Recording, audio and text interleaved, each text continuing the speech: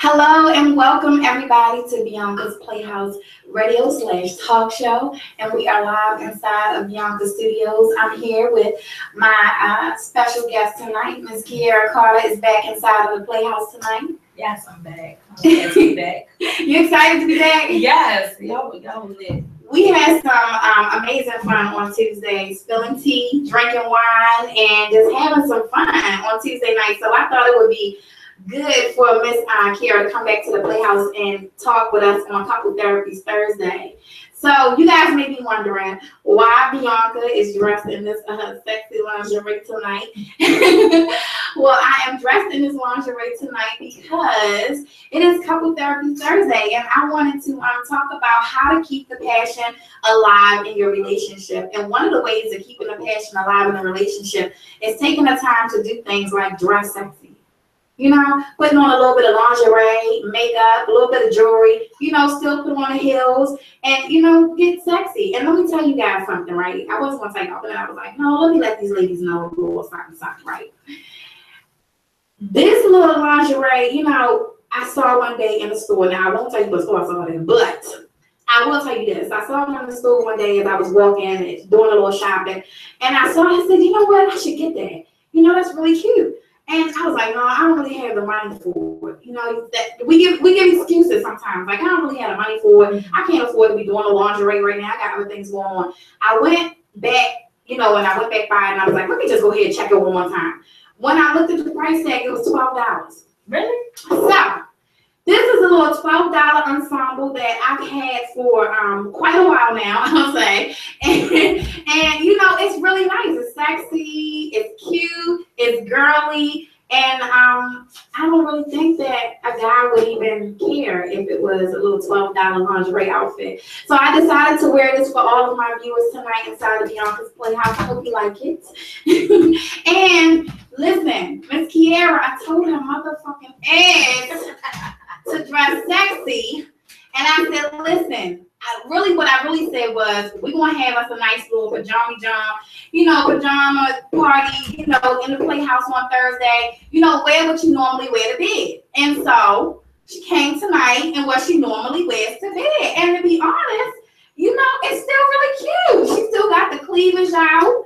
She got the little thing on her head, you know, the inside. You know, she's still really cute. So, and I mean, I'm gonna let her tell y'all this whole little story, but but she's still really cute. So, one of the things that I know is that this must really be how you go to bed every night. Yeah, I believe in being real. Like, it would be so crazy for me to go find lingerie to come here. Like, I'm not into that. But I will say, I like it. I like your little ensemble. I love, you know, when people do it, but it's just like, that's not who I am. When I go to sleep, I'm very raw. So how you see me right now, I don't have any makeup. That's me. My hair is up, wild, crazy, and I might have something around my head. I got a shirt, no bra, and some leggings, and my little Ivy Park flip-flops. I mean, I got these flops like by everybody, and this is how I walk around the house. And if I'm going to sleep, I'm being honest with y'all, I'm not putting on no laundry. I'm not putting on nothing. Let me ask you something, Kiara. Now, I know, like, on a regular night, ladies, you know, you may not feel like all the time, you know, on a regular night, you may not feel like, oh my God, I'm gonna go ahead and put on some lingerie, and I'm going to bed. Like, I'm just gonna wrap my head up, I'm gonna throw on something, you know, and I'm gonna just get in the bed. But let's just say, you know, you and your man haven't really had any good in a long time. You know what I'm saying? Let's just say you guys haven't actually had, you know, well, this is the Playhouse, and we came in late. And let me tell you guys, you know, I know I said I was coming on at 9 o'clock, right? But y'all know I come on whenever the hell I feel like it, right? Because at this point right now, we in transition mode. So in transition mode and mommy mode, you know, we're trying to get things together. So right now we kind of come on when we come on. So I was determined to still bring, you know, you guys Couple Therapy Thursdays on this Thursday night, but forgive us for being late. We're gonna try to get it together. But I wanted you, you know, but let's just say, let's take it back to topic. You know, let's just say, you know, that night, you know, your man, he calls you, he tell you had a hard day at work, babe, you know, I'm stressed out, my boss getting on my nerves, this man just keep on asking me to do stuff I ain't really feel like doing. Then I had to work a whole hour overtime, I'm starving, I ain't get to eat. You know, those are the times when you're supposed to spice that thing up, because already you know he's frustrated, he's irritated, he's high, he done had a long day, and you need to be the one to make his day better. So whether you gotta go to a little store that I'm not gonna say, just go shopping and find your little $12 lingerie outfit, or go in your closet and find something, you know, you can throw them boy shorts on and a nice little bra and still be sexy, or you can walk that ass around naked once you get home. You know, any of those things, you know, it's still to me to actually take time and put effort toward. Engineers got me laughing. I know, they probably like, ooh, that's what that nigga do.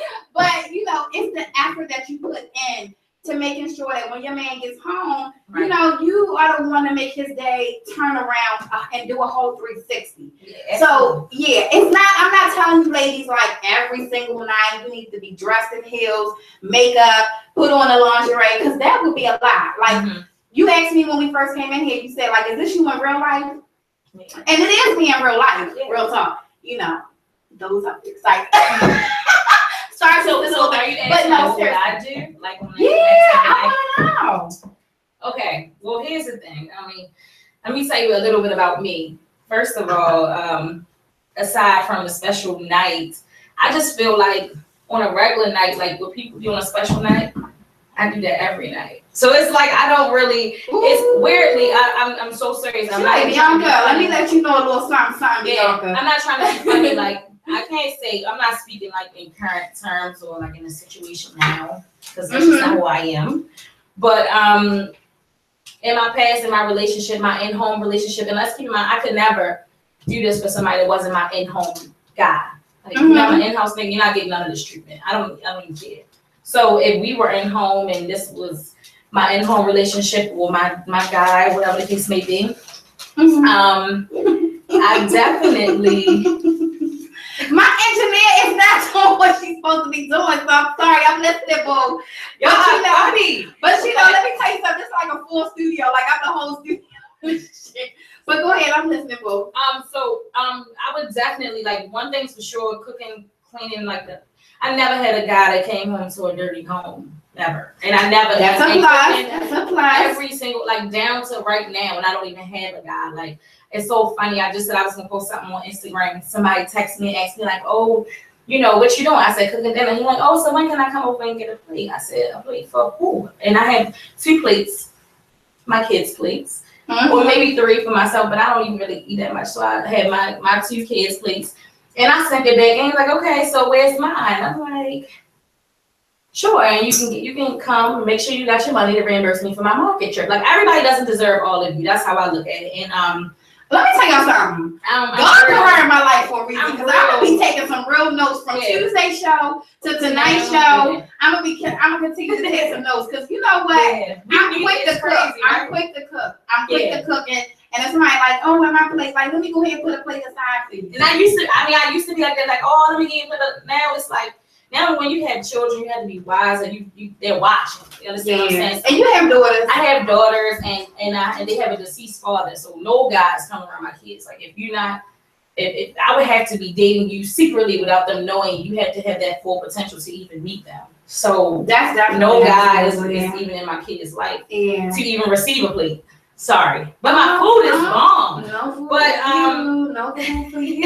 So I mean, as far as like just right now, it's nobody I feel like that would get that treatment. And you just gotta. It's nothing personal. You just have to set your standards high. Now, if somebody came to me and they gave me what I deserve, oh, you getting the works, breakfast, lunch, and dinner. You don't gotta worry about nothing. You can get all of that. Now, as far as the lingerie thing, and like I said, I'm not a big fan of lingerie. Like, you know, I really walk around like this, and it could be because, it's comfortable. I'm not really like I'm not big on, like, how can I put this? Like, being exotic. I'm not big on that. But when it comes to it, I just rather have nothing. See, that's what I said, or nothing. That's what, like, I said nothing. Because I have my mode, you know, and women, you go through your modes, you know. So, but I mean, clearly, I got Beyonka's Playhouse. Y'all know me. You know what I'm saying? Yeah, but so, you know, I do the exotic, seductive, gotta be super sexy type, you know? Now, like, but like you said, if he was having a hard day, this was my relationship 6 years ago, like it used to be, then yeah, you're gonna come home to like everything, the whole nine, lit candles, dinner, and you might yes, but it's crazy because that's me regularly. Like, that's let me what I do. But it's like, but now, no, I'm just real kickback, real laid back. Okay. So listen, let me just add a little something before we even get into the topic. I'm scared, right? Look, you scared? Don't be scared. Look, they get scared when they come to the playoffs because y'all never know what I'm about to say. But before I even go deep into the topic, right?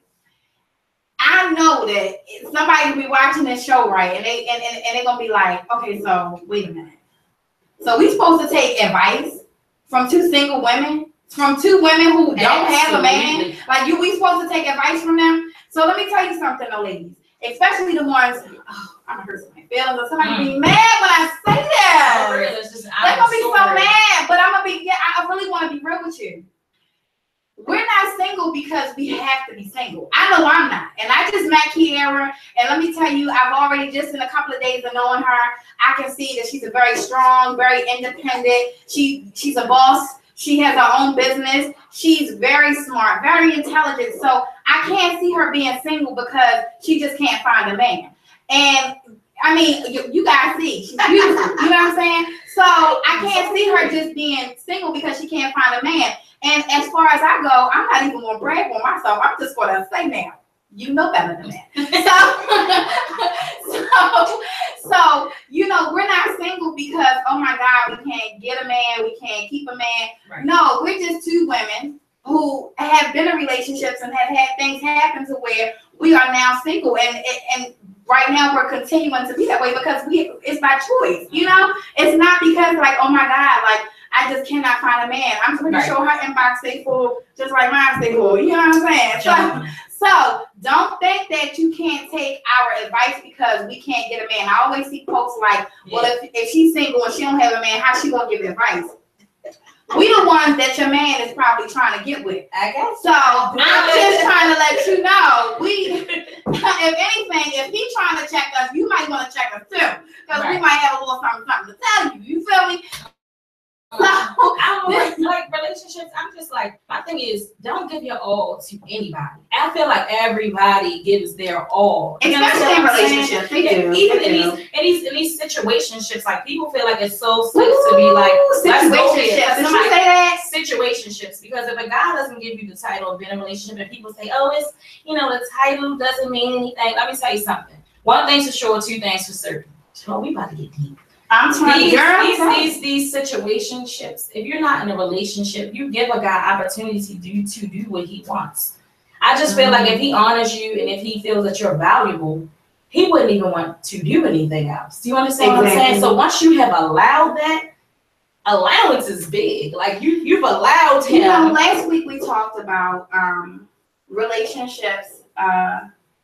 Like why people stay in relationships. Why do people think that it's okay to say I'm staying in this relationship on the basis of my children? Right. Because that's so unhealthy. You know, if you don't like a person, if your relationship has ended with that person, even if you have given yourself an excuse to stay in that relationship for the sake of the child, you know, that's really just going to be an unhealthy situation because you don't like that person.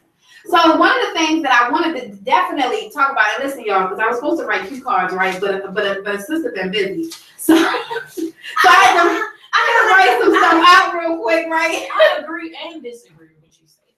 Oh, about the stand for the kids. Yeah. Girl, go ahead and disagree with me. Let me hear that disagreement. No, I agree. But I feel like any situation that you don't want is unhealthy. If you don't want to be in it, get out of it. That's any situation. But however, when kids get involved, it's kind of tricky.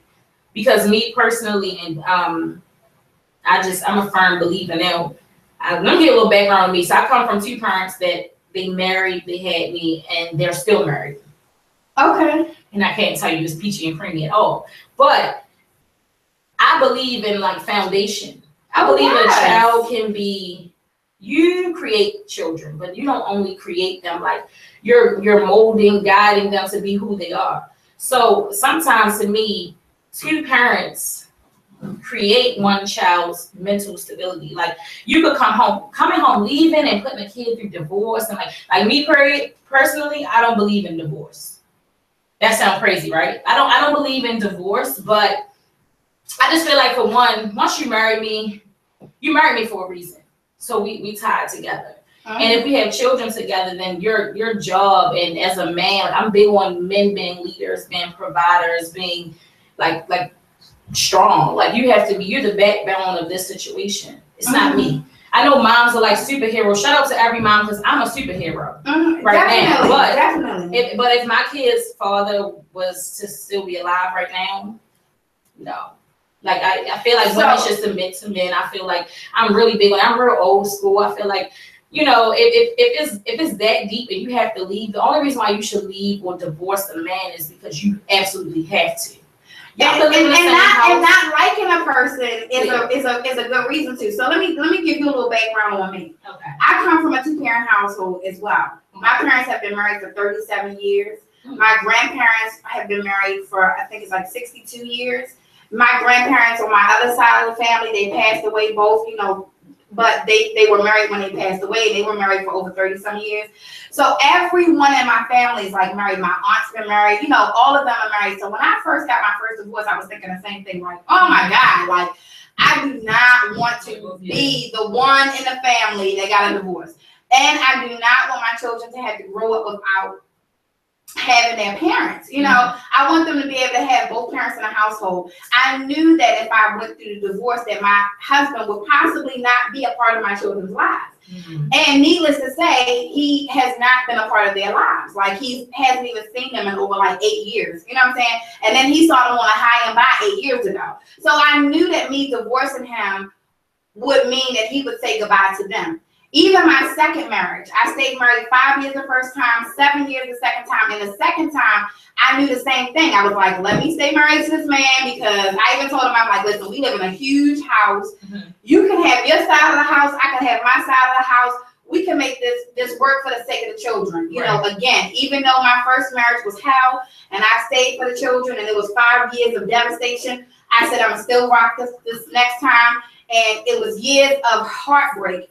One of the reasons why I just totally disagree with staying for the sake of the children is because one person is going to always, well, first of all, both parties are going to always feel differently.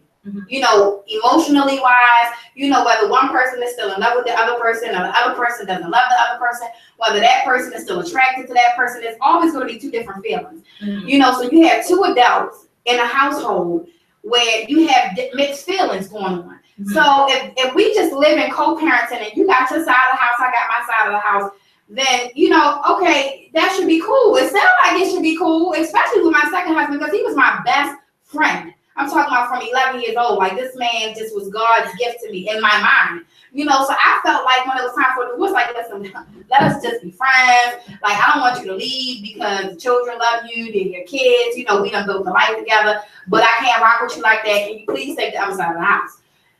That was a horrible decision to make because he just built anger for me because I was okay. You know, I'm not going to say I was okay 100%, but I had made the decision in my mind that it was over. I was no longer in love and I was ready to separate. Needless to say, that situation ended in all my leather furniture being cut up with a butcher knife and furniture torn apart, thrown, you know, threats on my life, all kind of stuff, you know, and this happened in front of my children. So because it happened in front of my children, they now have to live for the rest of their life with that image of their father doing this. Now, I'm telling you guys my story, but there are millions of other stories where parents have stayed together and one parent end up killing the other parent. Yes. Or, you know, it always ends up bad, you know, and I talked about it last week, and I know somebody might be like, oh my God, she talked about this last week, but we're going to talk about it again real quick because Kiara here, and she's going to hear last week, so you just bear with us. So listen, so you know, it's so unhealthy because the children are divided when the parents are divided. Right. So if you and I are co-parenting, and I really don't like you because you're pissing me off. You're doing things that I asked you not to do. You're not paying bills. You sit on the couch playing Nintendo every day. Okay, wait, I'm going back to my second marriage. Let me bring back. So, I be spilled tea on the low. It's like, but no, seriously, you know, you and I just don't like each other. You and I just don't like each other, and we're not getting along, but we're coexisting because we have these children that live in this house. So I come home from work and, you know, I see you and I'm just really irritated with you. So the kids are excited to see me, and they love you, but because they see that you and I are not connected like we used to be, they're going to eventually that's going to rub off on them. And then they're going to feel like, oh my God, I have to choose sides. I have to pick a side. And then once they have to pick a side, you know, because they're like, okay, well, that parent don't like that parent, but I don't want mommy to be mad at me because I like daddy. I don't want daddy to be mad at me because I don't like mommy. How is that healthy? And I have been an advocate and a counselor for children in group homes and foster care for over 6 years. So I've endured these situations by doing reunification, because that was one of my specialties, reunification for children, you know, getting them back in the home with their parent. And I've heard story after story after story to where children are telling me, like, you know, it really hurts me because I can't be with my dad the way I want to because my mom don't like my dad. Or I can't be with my mom the way I want to because my dad don't like my mom. And they're still in the same household, but they're pretending to love each other because they need their child to come out of the system and be back with them. If you guys are following me. So I personally, because of what I witnessed, I feel like that's just the ugliest thing to do. You know, like, because it's, as much as, again, and I always say that's a selfish act. Now, parents may feel like that's an act that they're doing for their kids. Like, I want to stay in this marriage for my children, you know, to help my children. But it's really a selfish act, because if you really care about your children, you'll go ahead and go your separate ways. You'll build a foundation in 2 separate homes and still be the mother that you're supposed to be to your children, and still be the father that you're supposed to be to your children, and 2 separate households. My household split, and it only became 1 household, and me raising 9 children in 1 household, I'm still making sure that my children have not only a foundation, but they grow up with respect, love, and morals, and understand exactly what went on, so that they don't grow up divided, like, oh my God, like, well, maybe I should. My 12-year-old just said, you know, last year when she finally kind of came to see what her father was about, she kind of said, like, you know what, Mom, I really don't like him. And it wasn't because of what I said. It wasn't because of how I acted, because I still made sure she had that open door for him.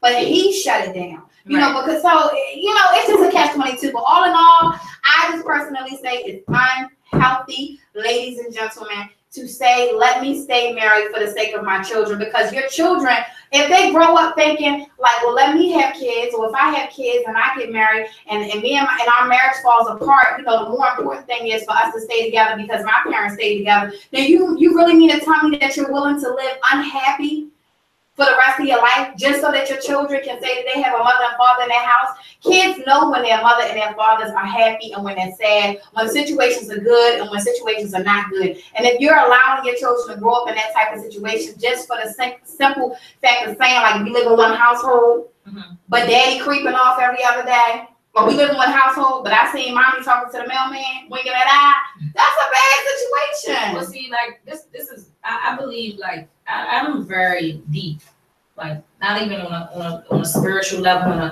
I'm so deep when it comes to just living, period. So I'm a firm believer in, like, as life goes on, you grow. That's one situation. That's you growing as a person from your first marriage to your second marriage to now. That's you growing, right? But I feel like this. Sometimes you have to evaluate yourself. Definitely. You understand what I'm saying? To the point where, like, in the beginning, you say you knew that when y'all broke up, he wasn't going to be around. But you have to understand what you're going through to bring that person to you. Like, I could not marry a person that I felt like wouldn't be there for my kids. Like, when I picked at 19 years old, I knew when I picked my kid's father that this was the man. I knew. I was like, okay, I'm going to marry him. This is the man I'm going to have children by. And it was simply because of the provider that he was. You understand what I'm saying? Definitely. So it's like, I would never feel in my heart. Now, I mean, everybody's situation is different and people change. I mean, people go through things and they change, but. And them true colors come out too. Y'all have, you gotta be careful. When I say careful, who you have children by, who you pick, because when you bring children into this world, it's so easy. It's so easy to have the act and to just, anybody can get pregnant. Like, commit the act is real easy. Y'all know it's easy. Easy money. But to raise a child, to guide them and to pick like this, I feel like people don't actually sit down and have a game plan before they have children or before they get married. But it's so many oops. Yeah, it's so many different. It's so many oops that happen. Yeah, you know what I'm saying? Or like, or it just happened right. that we stuck in this situation, right. and that creates a bad situation right. in itself as well. So as you like, I mean, I just feel like as you grow and you learn, just learn from your mistakes. And I just feel like me personally, like I'm not going to get into a marriage or get into a situation knowing that person might not be. I don't think anybody does that. You know, because we had a show about that as well. Like, I don't think anybody goes into a relationship thinking like, oh, this man just might not be a good dad, or this man might not be a good person. I can only speak from the emotional side of women. You know, most women, even if, you know, the ones that are going into a relationship because they want to be loved, or they want to be catered to, or they want to be acknowledged or adored, you know, all of those different things. Those women that go into those relationships are not looking like, oh, this man is not going to be the man of my dreams, because it's those men that really, really sell that I'm going to love you forever. I'm going to comfort your heart. I'm going to make sure that nothing ever happens to you. Those are the men that show their true colors once things get ugly. Yeah. You know, or once shit get real. Those are the men that do that. You know, just, I mean, not even being funny. Like, I'm not saying I'm like all that in a bag of chips. But what I'm saying is, right now, I'm pretty sure, you know, somebody could come up to me, you know, be in the inbox right now or on here right now and say like, oh, I really want to be with you. You know, the young girl that I was years before might have been like, oh, you do? Okay, well, let's just go out to dinner or something. But the woman that I am today, I'm going to ignore that, because if you really want to talk to me, you'll approach me in the right way. You know what I'm saying? So I think, you know, but those young girls, you know, when you're young and you're gullible and you're confused and you're broken or you're going through something, you know, those are the girls who are unfortunately vulnerable to fall for men who don't do what they think that they will, you know, what they're telling people that they will do. And when you get married, and I'm gonna just say this and last, and then we're gonna talk about the subject. I swear to God, y'all. But when I got married, especially in my first marriage, the reason I knew that he wasn't going to be there for my children when it was time for me to divorce him is because of the way he had been for the first 3 years.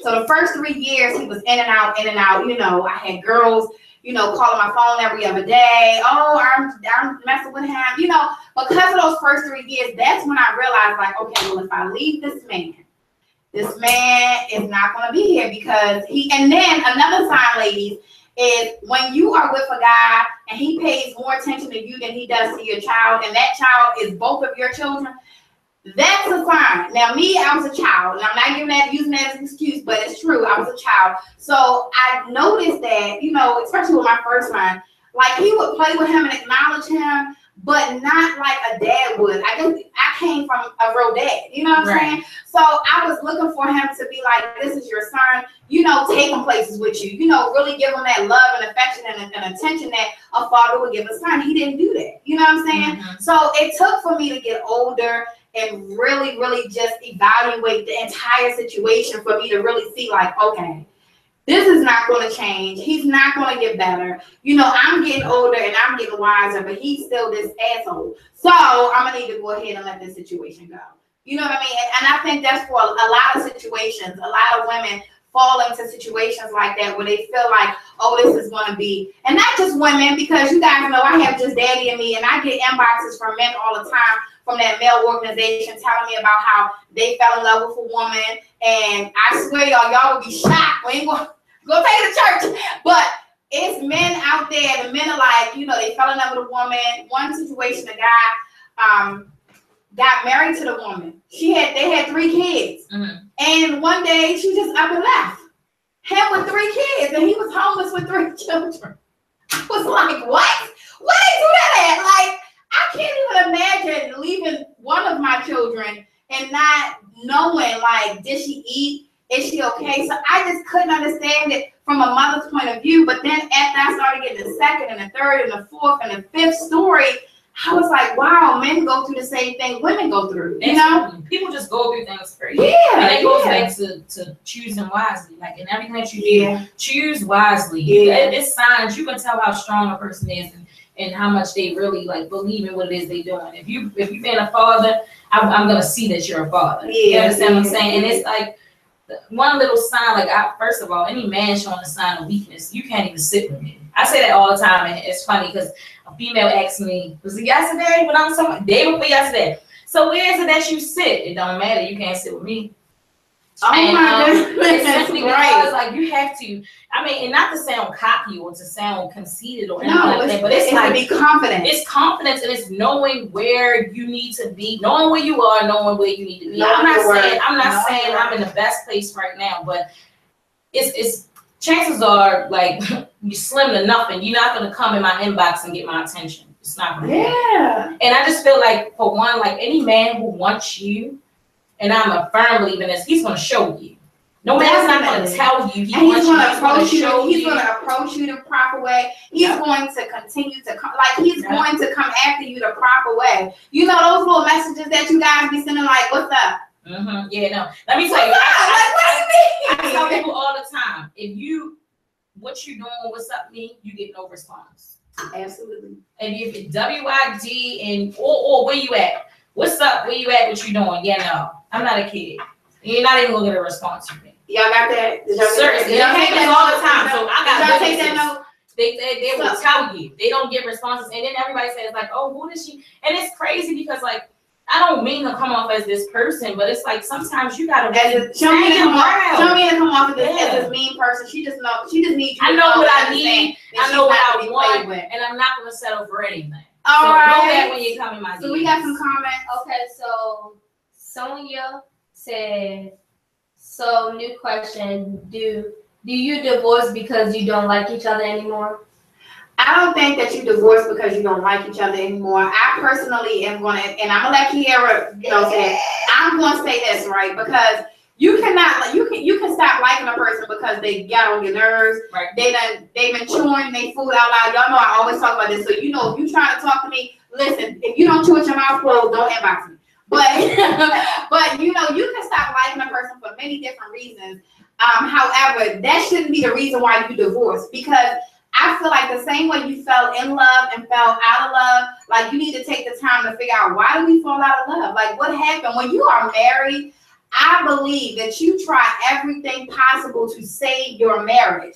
And if it's the fact that you don't like that person, then you owe it to yourself, and you owe it to that person, and you owe it to God, because you went before God and you made that oath, and you took that oath before him and said that I was going to be married to this person. So I believe that you owe it to yourself, your mate, and your Lord to actually take the time to evaluate what happened, what went wrong, which goes into the very first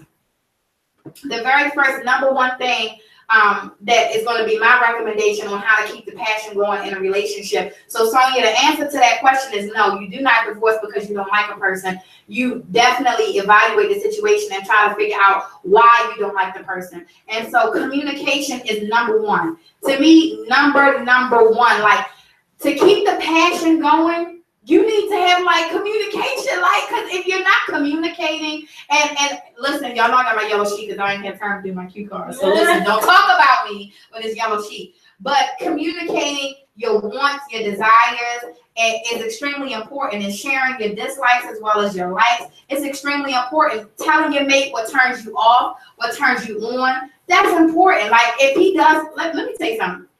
If your man go buy himself some of them boxes, them black silk boxes with them little kissy things on there, or the black silk boxes that have the little buttons. Y'all know y'all seen them before, and if you haven't, stop it. You better go and start shopping for your man. Yeah, but look, you never seen the silk boxes? Okay. What do they see? Y'all know I be shopping right. Look, I know. Listen, I shop this. Wait, look, and I'm gonna tell you that's the one thing I miss about a relationship. I shop, I buy, I love for your man. I love it. I really miss having a situation. I just gotta learn to school the right man. Okay, so Sonia said yes, but staying shows children commitment. Yes, Sonia. I'm with you, Sonia. Okay, yeah, you're gonna show children commitment, and then the children gonna also see you in a casket because you don't. Let me tell you, I'm telling y'all. But all situations, that's just some, because all situations, some of those like staying and just having a living situation aren't bad. I know personally, somebody who was around me, they stayed until their kids graduated high school and they went their separate ways, and it was just like, all love, and that goes. That's a good situation, and that's a good. So my thing is, if you can stay married and stay in a situation in a situationship, because that's when it turns into a situationship. Right. So if you can stay married and stay in a situationship with someone for the sake of the children, and you can coexist with that person without arguing, without having any type of bitterness, without cutting your eyes, without if y'all can sit down and eat dinner together, if you can have family events together, if you're actually spending time together, that means that that's a situation that's going to work. But if you're in a situationship and you're never together, you have no family outings together, you're not even sitting down to the dinner table together, you can't stand the sight of him, so when y'all walk in the house, y'all are going two different ways. That's not showing children that you can stay in a committed relationship. That's not showing children like, okay, yeah, this is something positive. That's showing children that you really are willing to just be miserable, like, because you're miserable, and misery will spread off. You know, that negative energy that passes from one person to the next. I refuse to have negative energy pass from me to the next. And I swear that's the reason I divorced the second time, because we couldn't coexist without it being a negative energy. You know what I'm saying? Right. And I was really like, listen, like, come on, man, like, you know, you're gonna get it together, like, what's going on? And he started treating me like mean, and I was like, hold on, this is not what we're gonna do. Like, we're not gonna live like this. Like, it's not what we're gonna do. So you either going to like put a smile on your face and let's coexist, or it's gonna be some problems. So my thing is, my only thing. I don't like to speak on things. I'm real raw, real truthful, I've never been married, so I can't even speak on that. I didn't make it there. But my thing is, you will. No. But like I said, it all depends on what you've been through, who you choose, and how you choose that person. Like, I just can't see a perfect person just waking up and then all of a sudden going left string where they can't even get it together for their kids. Like, I feel like the man of my dreams and the man that I want to marry, the man that I want to family with, he will understand me, and he will understand me so well that he would know, listen, I need you to get it together. I'm not going to tell you to get it together. You can go and get it out of the room. You can get yourself together. You know why? Because we got two little girls that's watching us and they coming up. I don't care what you do or how you do it. I'm not going to disrespect you. Let me go to paper number 2. Yes, we talk about this, right? Let me go to paper number 2, right? So I decided that, you know, tonight we should talk about a couple of couples who have been married for a long time. And, you know, they've been married and they found a way to make it work, and some found a way, and some didn't find a way to make it work. Okay. So don't sue me, please. Because I just keep it real, but don't sue me. Let me tell you something. Beyonka's Playhouse, you see the studio? Don't think that you're gonna get no money from us. So you see this one? You see this little ass chalkboard? You see that? Okay. So let me tell you something. After you get these comments, if you're mad about what I said, please do me a favor and sponsor my show and upgrade me, and then I'm just trying to make it. and then teach me how to not offend celebrities so I don't get sued. Let us pray. The first celebrity couple is Mariah Carey and Nick Cannon. So this was a really funny relationship to me, right? Because I was gonna say, is that real? Does that count? It counts, right? Because everybody was really excited, right, when they saw Mariah written across Nick's back. It was just like, oh my God, they got married, they on a beach. Like, he's so much younger than she is. This has to be the perfect situation. Nah. Rumor has it that Mariah. So I'm not saying this is what you did. Okay. So, but rumor has it that they didn't even really have a real intimate relationship all the time. I know. I'll be reading. So I've also heard, to the grapevine, Mariah, only to the grapevine, which means it could be or could not be true. I don't know. However, I also heard that you were really bossy, and older women are bossy. I'm bossy, you know, and that's one of the things that men just do, especially younger men. They don't like to be bossed around. Mm-hmm. And I heard it, you know, you was bossing Nick around, and you know, he just doing out the door, you know, and then you had all the money. Okay, psych, Nick, psych. Oh, don't get it twisted. Nick had money too. Nick, he's up there with her. And that's I know he is now. He is definitely up there with her. I know he is now. I know he is now. Speak on the money. I know. He got the money. He got about 8 shows. I mean, he was one about 80 shows and co-directors and executives. Exactly. He up there in rank. So, okay, go ahead. Deborah Reese said, me and my husband still date. That bring back to paper number 1. Wait a minute, you divorced, baby, and you still dating? She's saying they still dating. Like her and her husband, they still dating. And that was what? That was that's her husband, ain't he? That was number 3. But listen, a lot of couples don't. Oh, and shit. That's why that's number 3 on the paper. It's never stop dating your mate. Just because you're married and just because now you're working and he's working and y'all have the kids and you got a lot going on, it does not mean that you do not take the time to date your mate. So, and fellas, gentlemen, take notes. Get your pen, get your pad, write it down. Listen, it just because you done spent $1,000, $3 million, $0.7, and that's not a real number. However, because you spent all that money on the wedding does not mean that you don't need to still take her out every now and then and make sure that she feels special. Okay, go ahead next. She said they always have pillow talk, but Devin, that's so cute. Said guys lack substance these days. It is the way of the world. What do you guys think it is? They lack substance? They lack substance. Like I said, it goes back to what the I can answer that. It goes back to what you allow. Do you understand what I'm saying? I feel like so many. I'm like, be real. I don't know how to not be real. It just doesn't happen. Go ahead. So, let's go here. Devin. The thing is, these guys lack substance because this is what these females are allowing. Do you understand what I'm saying? So like I said, I always get so like, oh my gosh, girl, who do you think my favorite line is, who do you think you are? That's the problem. I don't think I'm anybody. I know who I am. Yeah. It's so many people who don't know who they are, that they're willing to accept anything. They're willing to bring down their standards. They're willing to meet somebody halfway. I'm not with any of that. I'm not. And it's simply because like I will meet you halfway and I will help guide you to be what I need you to be. But at this point in my life, I'm raising 2 children. You know what I'm saying? It's so they're watching what you're doing. Watching, okay? And the thing is, like, they say the guys are lacking these things, but it's because the females, I blame the females. They are allowing they're allowing what they're going through and how they feel and their emotions, and they let all that get the best of them, and they just giving it all to these guys who are giving them nothing. Stop it! You're making it hard for all of us. I was just okay. Just saying earlier, like real talk, right? I can't understand. I mean, I couldn't understand why men just feel. I'm gonna say men feel so entitled to be taken care of nowadays. Oh no! Like there's so many men that feel entitled. Like it's like you have to take care of me, and they'll milk it for a short period of time. You know, until a woman gets tired of it and she's like, okay, enough is enough. Like, you gonna have to go because I can't keep taking care of you. I gotta take care of my kids. And what they'll do is go out there and find another woman that's vulnerable and be taken care of by that woman. You know what I'm saying?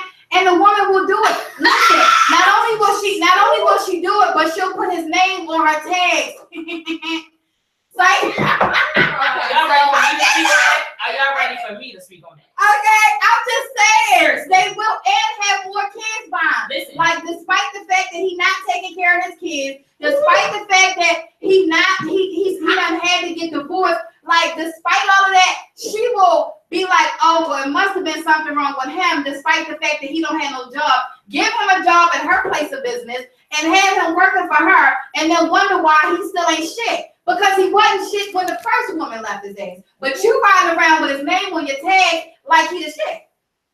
You right. And he didn't even pay for his name to be on your tag. You pay. Okay, sorry. Okay, just let me know if you're ready. I'm ready. You go ahead. You said I lost her after she said take care of the man. I am not ever. Listen to me, y'all listening. I'm not taking care of nobody's son but my own. That's very deep. Listen to me. As females, don't take care of anybody's son. Don't do it. Listen, men are born stronger than females.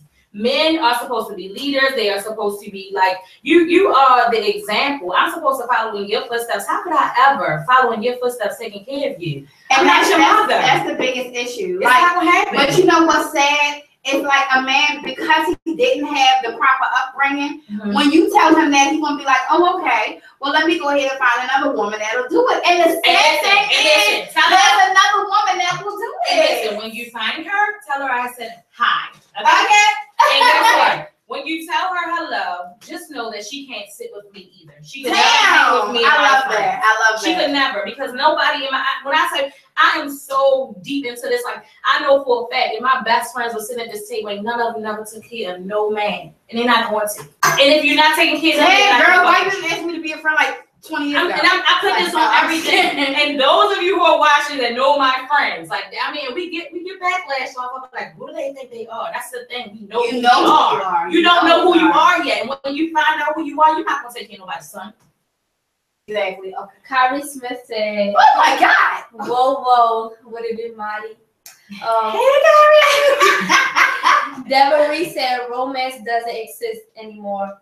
Tony, don't teach yourself. Who said that? Deborah. Shout out to Deborah. Hey, you know what's crazy though? It does exist. You just have to be patient and don't settle. Rule number 1: go get the money. Right?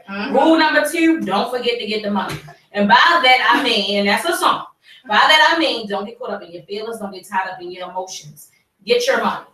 So, in the process of getting your money, if you happen to slip and fall for someone, they better have the romance. They better know who you are. They better work to get you.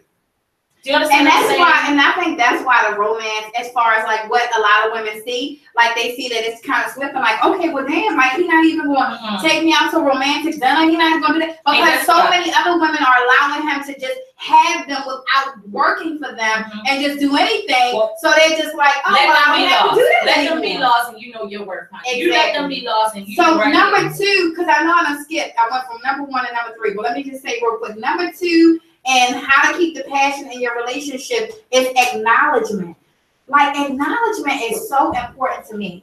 Acknowledgement is like the key to making sure your mate feels special, making sure your mate feels, like, oh my God, he really still loves me, or she really still loves me. So this is not just for the men. I'm not just giving tips for the men. I'm telling you ladies as well. Ladies, you have to acknowledge your man. And nowadays, we have so many different forms of communication. So it goes back to number 1, the communication. So, you may text your man every day, right? You might text him every day, right? You might text him every day. Look, you might text him every day and send you a nice little, hey, how you doing type of thing, or babe, what you doing at work? Y'all have conversations all the time via text message. You might even have conversations with your man on the phone throughout the day, if you guys are both working. But let's just say tomorrow, instead of you texting him, or you calling him, why don't you do something cute, like send him a little video? Just a little video like, hey, babe, just thinking about you, whatever. Just a nice little video. Girls, you can go in the bathroom at your job, because I know I done been before. But you can go in the bathroom at your job and send them a little sexy little video real quick. You can do different things to make sure that you're keeping it spicy, keeping it spontaneous and exciting. You know what I mean? Now we got Snapchat. We have IG. Snapchat be that. Yeah, right. But listen, or a DM. I agree with that, but here's the issue that I have with it. If it's not your man, don't do it. Okay, yeah. Don't give him too much. No, you got the key word is too much. And knowing your worth. Know your worth in all that you do.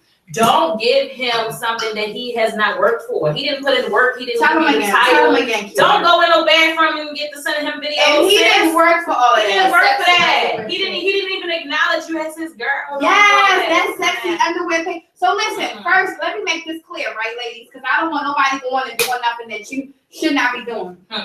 This advice is for relationships only, not situationships. Not I wish this would be some kind of ship.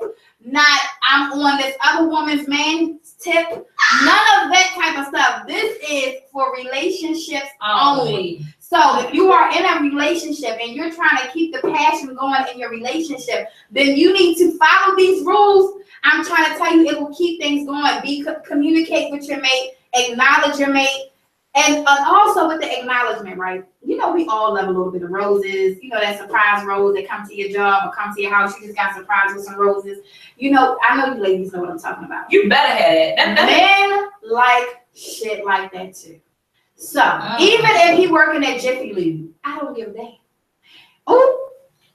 I just thought about, listen, I'm not directing this to anybody, but even if he's working somewhere hard, like I still think, like, send your man lunch. Send his ass a cheesesteak for lunch. Like, babe, lunch is on me today, and just send him some lunch. Like, that acknowledgement goes a long way. And I don't mean by just acknowledging him by sending him a text message or saying, hey, babe, I'm acknowledging you. I mean by being thoughtful and showing that you actually cared or took into consideration that your baby might be hungry and want something different for lunch. Or that, you know, your lady, she might be feeling down today, but you know that she really loves roses, red roses. You guys just know. And, you know, send them red roses, you know, or edible arrangement. You know, ladies love fruit. Definitely. What's the girl? Cherry Berry? The one that had the strawberries that's covered in chocolate? I don't really know how. I don't want to see that. And I'm like, yeah, because I really don't know. But I know it's a couple people that do that. It's somebody that does the berries. I think it's Cherry, and I might be just trying to rhyme because, you know, secretly I'm a rapper. But it's a young lady that does berries, and I'm sure you can Google it now. But that's something else that you could do to send something. That's a sexy little gift during a lunch. You know, send your girl some chocolate covered strawberries for lunch. I'm pretty sure if you send them chocolate covered strawberries for lunch, just out of the blue, by the time you get home after work, she'll probably be doing something a little special for you, like put on her lingerie. You feel me? Yeah, she will have her lingerie on for you. Beverly said, are y'all taking call-ins? Girl, you know I'm on a low budget right now. I wish we was taking call-ins. I wish we were, but listen. We're going to be doing call-ins next month because I don't have the whole system hooked up. But right now, we're not doing call-ins. Hold that. Tell us, send a question. Yeah, hold that. Just send the questions. We're going to read it, boo. Devin said, exactly. It's so easy to get the undies these days. I wanted to hear it from the camel's mouth. Listen, let me tell you this. I lie to y'all not. I feel like, I don't know, like, I've been told it's weird. Like, my thing is, you can say one thing to me and I'm turned off for forever. I put on everything, but when I'm turned off, like when I'm turned off, you're turned off. So I have talked to someone. Attitude? Is that why it is? No, it's just like I have standards, and I was talking to someone who like asked me, you know, was I sexually involved with anyone, and I said no. And he was just like, well, maybe that's why you're so, you know, like you are. You just need to loosen up, and you just need to, you know, get some. Oh, I got that. Okay, but listen to this. If I need to loosen up, I'm gonna get what I like. So give me my money. Like, you know what I'm saying? Everybody has something that they like, or somebody has something that they're involved with. Like, everybody's not into like just randomly having sex. And this goes to like and that does not mean that a woman is a gold digger. I think I said that real quick. It doesn't. Because guys will be like, oh, all the chick want is money. No, we have 2017. We have bills. Yes, I got bills. Pay a bill. You don't need to give me money. Pay a bill. And send me a gift card. I like Target. I like, but it's just like if you want to get something that you like, why not give me something I like? But honestly, like every female is not the same. Y'all have to realize. I understand people like to be pleased, and people like to feel wanted and feel like the sex doesn't do it for everybody. It can be great. It can be awesome. It can be all that in a bag of salt and vinegar, honey. But listen, if you're not my man, or you're not the guy, like I said, I'm big on spirits. I'm big on energy. Like I can't sleep with no random person. I can't do it. And the fact that he was talking to me as if like, girl, like you, who are you? Because everybody else is doing it, but that's why they're everybody else. And so, that's why you can't sit with me. Right. You can't get me. I love that. You can't sit with me. You can't. And like you just can't get me. And now you done messed up because you told me what you want. You know what I mean? It's just like something, it's not that deep. And back to edible arrangements and stuff, like when you are pursuing a woman, you should also show her what you're capable of. Yeah. You don't just like, because all you are capable of is sending dick pics and sending, I'm just saying. I'm reject that. I'm just saying, a lot of them do it. All you are capable of is being in my DM and being in my inbox and telling me about how much you want me. If that's all you're capable of, then that's not what I'm looking for. That's not what I need. You're not even separating yourself from the rest. Other 1,000 that's in the inbox too. Like you're not doing that, but you gotta separate yourself from the rest by actually pursuing me differently. Right. Pursue me as a man should pursue a woman. But also, while pursuing men, when you're pursuing women show what you need. Show your class and your level of I'm gonna rephrase that. How you carry yourself goes a long way.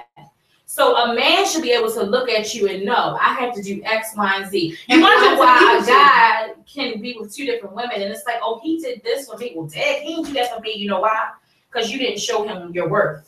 You have to first get to know yourself. While y'all trying to be in love with all these guys and trying to feel loved and like all that is temporary. Sit in the mirror and get to know yourself. Know your flaws. Know your ups. You get that sit in the mirror.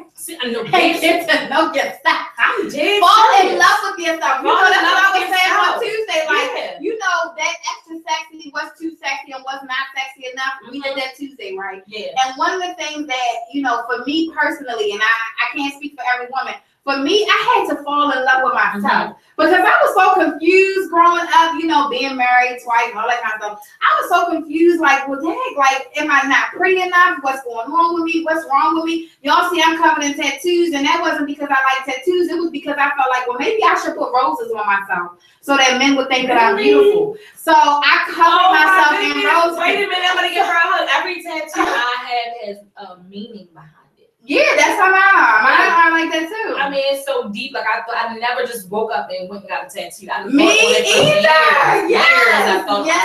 But I will say, I do. Like I said, when you want to pursue a female, guys, just try something different. Go outside the box. Like I'll tell you, like when I first started doing radio, one day I came in the studio. This was over at BBC.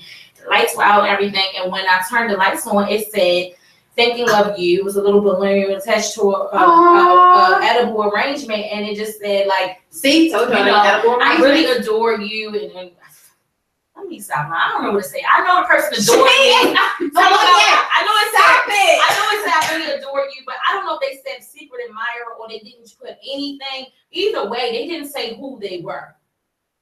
And it had me so mind boggled, like, okay, but who is he? But just the fact that they took the time to do that for you was just like, pause. The fact that you know what I'm into, like you didn't send this to my home. You sent this to the studio, and you knew when I go on air, and you knew that like you watched the show. It was deep for me. Like he sent this to the studio.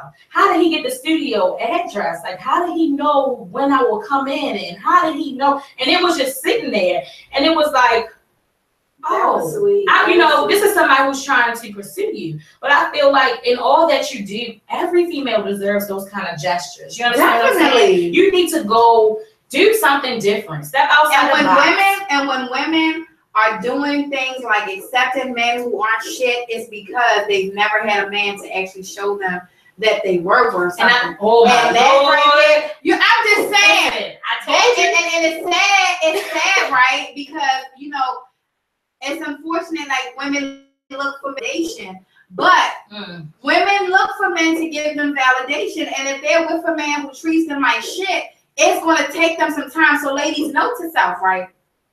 If you were just in a really bad relationship, let's say you was in a relationship where a man just told you that she was ugly on a regular occasion, or said or talked bad to you, if he disrespected you, if he called you a bitch, if he said that, you know, like, you know, little things like, well, why you don't take me out because you don't deserve me? Wow. If he said shit like that to you, you need to take the time to heal from that relationship. Because if you don't take the time to heal from that relationship and really take the time to understand that it's not you, it was really him because that motherfucker was fucked up, then you're going to accept anything after that. You know what I'm saying? Like, you'll be willing to just be like, oh, okay, I'm just going to go and accept anything because this man just made me feel like, and then you want to accept another dumb motherfucker who's going to make you feel like shit. So instead of doing that, instead of rushing and jumping into another relationship, side note everybody, what the topic is, but if instead of jumping into that second relationship, take the time to heal from that relationship that you were just in. Because let me tell you something, each and every woman out there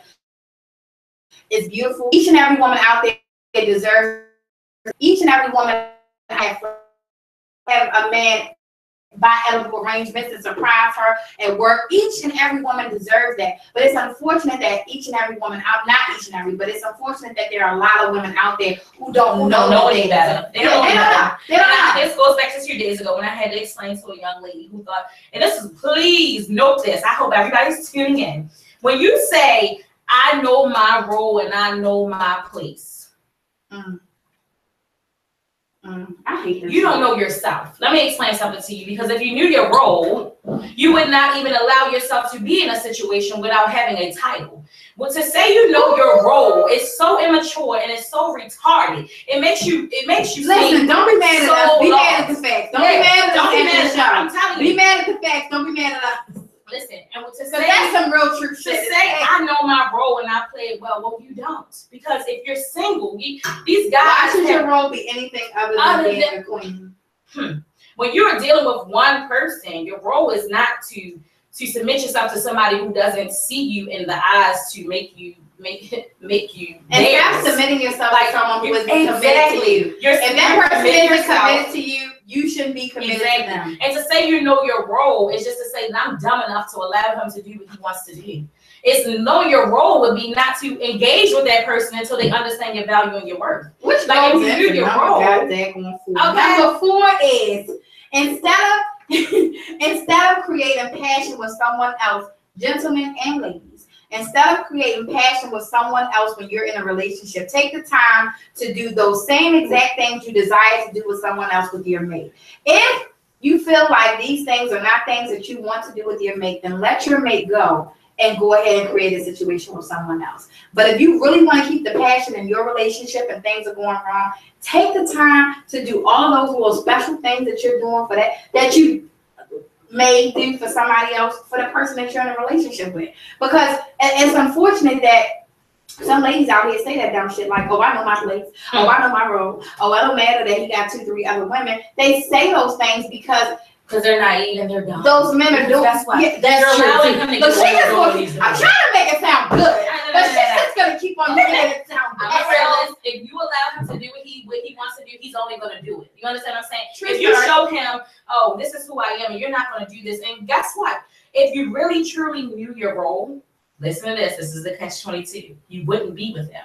If you're single and you have the ability to date anyone, you will go out here and see what the world has to offer. You wouldn't submit yourself to that same dumb person. It's ignorance to say it. Like you're saying, I know my role. You don't. Because if you knew your role, you wouldn't submit yourself to somebody who doesn't think anything of you. He doesn't think anything of you to make you his. He doesn't think you deserve that. That's what he thinks of you. So what do you really know? You don't know yourself. Go ahead. What's the run that mirror, baby girl. So Paul Anthony has a couple comments. All right, Mr. Paul Anthony, shout out to you. Okay, so he said, but what I do is transfer somebody to my woman account so she can have money for lunch, especially when I know she don't have the money in her account. He also said we have no problem paying the bills, but we want to pay bills only for the woman that we're being with. Of course. What you gonna pay for? He said, and who is showing us the unconditional love? Who is showing you the unconditional love? So fellas, your woman should be showing you the unconditional love. Like what? No, he's saying that's who he wants to do it for, the person that's showing him unconditional love. So again, fellas, it goes back to choosing wisely.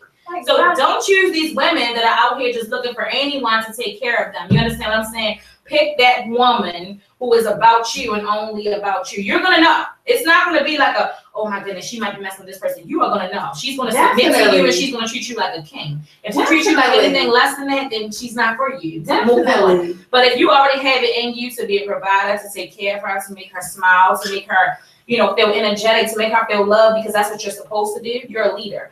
You lead by example. She follows. That's her role. So some of the celebrity, and another celebrity couple that I wanted to talk about. She's like, oh, we gotta get Before you read those, I'm going to the other comments. Okay, Dominique Thomas said, right, it's not all about the sex, it's about the bag. Let's go, Dominique.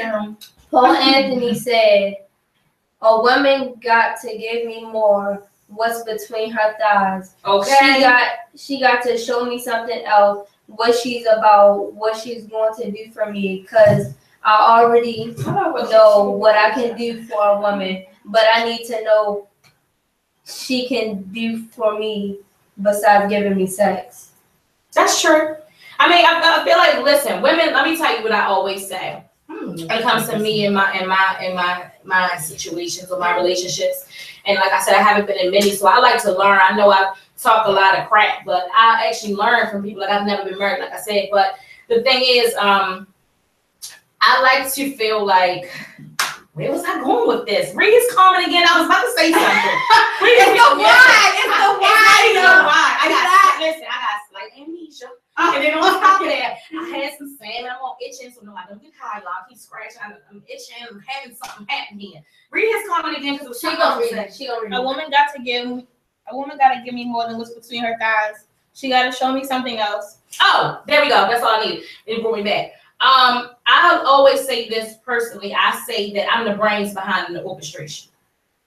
Okay. Do you understand what I mean? So if the guy is the leader, that's just like if you rob a bank. Oh yeah. He is the leader. He's gonna go in there. He's gonna get that money. Be. But listen, that woman, I'm gonna write that plan out, and I'm gonna have you. It's gonna be so precise that we gonna get out of here. We gonna spend that money together. But she's not a woman. But she just look. She's not gonna ever rob a bank, and that's not her intention. Tony. No, it's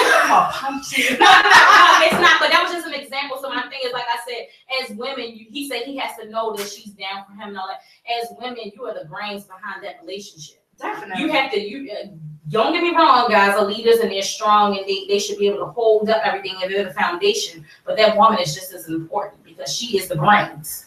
Definitely. What's the Tony Roberts said, "Women do not know what they want." Tony. Why you want to do me like that? Tony, listen. Tony, really on the Playhouse and you see it's two women on the show, that's what you want to do? Is this really what you want to do? Tony, This give me a what you favor, wanna do? babe. Listen, babe. Stand up, Oh my God. turn around, and go stand in the corner. Because you haven't met a woman if you feel like you know what they want. Because me, I can tell you what I want. I can write it down. I can put a proposal letter to and tell you, here's a proposal to a relationship. Okay? So you haven't met a real woman yet. And guess what? Your time too will come. Next person. Paul Anthony said, "That's not true. A man wants love just like you women, but a lot of women play games just as much as the man. Which is why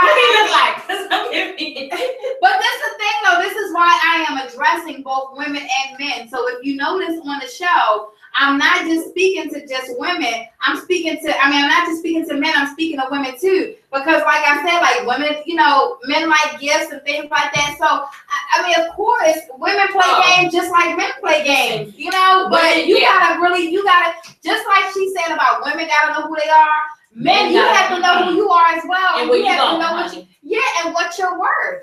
Go ahead, Paul. Amal Foster said, "Take the time to get to know people when you're in the bed with someone in 2 weeks, and neither one of you knows anything about the other." But see, that's my thing. I'm not even getting in the bed with somebody that I don't know.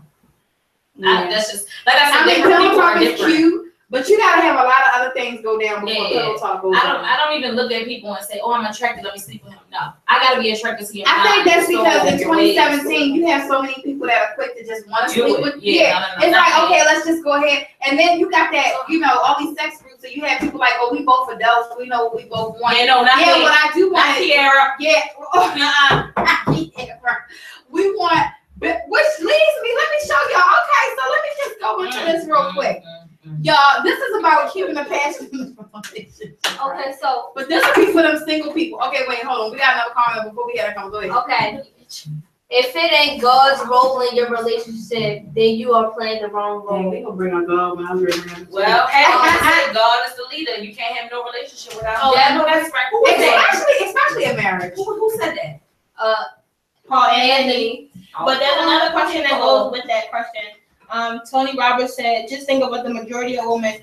That's why so many are single." Hold on. Okay, so let me say this. Hold on. What area do y'all live in? So you gotta also it depends on what kind of women you're seeking. This is the thing, right? Okay, because I'm gonna just say this for Baltimore. This show airs everywhere. Shout out to everybody all over who watches this show. I get inboxes from Atlanta, Texas, Arizona, New York, and North Carolina and South Carolina. So shout out to all of those states, right? But I'm gonna speak on Baltimore real quick because that's where we're located, right? In Baltimore, Maryland, we have a lot of women who have been broken because we have a lot of broken families.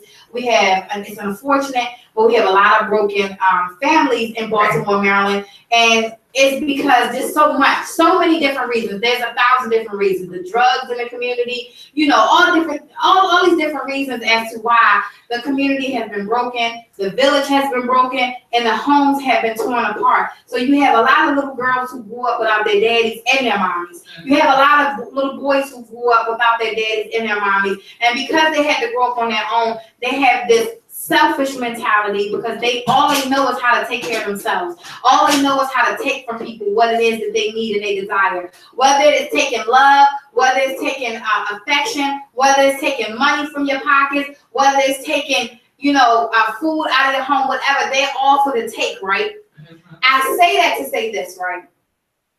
The same way we have a lot of men out here pretending to be the man that these women desire for them to be, it's the same way we have a lot of women who are out here pretending to be the woman that they think the man wants them to be. And they're pretending because they did not have a woman or a man to show them how to be a woman or a man. So they're only what's the word I want to use? They're only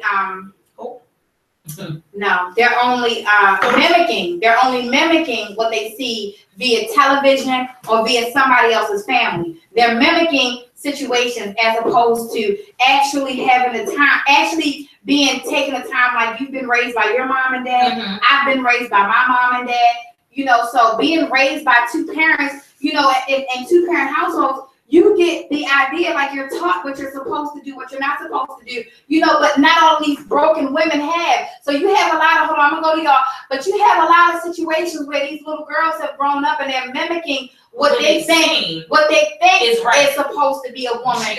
And because they don't truly understand what it is to be a woman, or what it is to be loved, or what it is to be adored, or what it is to be a good wife, or what it is to be a good mother, then they're doing things that they should not be doing, and it's only bringing hurt to situations. So let me tell you something, Tony Roberts, you may see a lot of these women out here, you may even encounter and become and join and get into a relationship with a woman who is not ready to really be in a relationship because she's imitating what a woman is supposed to be. The same way we need to, as women, look and see like, okay, let me get this check with, were you raised by your mother? Okay, you wasn't? Your dad? You weren't raised by him either? Okay. Right. And you went to school for how long? Okay, yeah. Choosing wisely. You know, choose wisely who you decide to be with. Because as a woman, the woman I am right now, being the single mother of 9 children, divorced twice, I could easily say, oh yeah, all these men ain't shit. But I know that that's not the truth. I know that there's a lot of men that I have been in a relationships with who have been broken. And because they were broken men does not mean that there's a city full of just broken men. I know that God has designed and created a man out there for me who is probably still being molded to be the man that I need him to be. But because those other men were not the men that I needed to be, I'm not going to label every other man in Baltimore City. And I'm also not looking at Baltimore City. Okay, next question. Next question. Oh, Tony Roberts wanted you to know that he's from Owens Mills.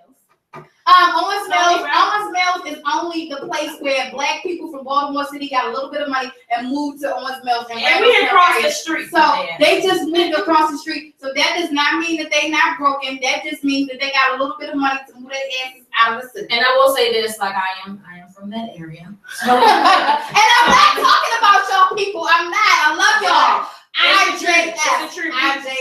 We are pretty much all from the same. Yeah, you're still from the city. But our parents had a little bit of.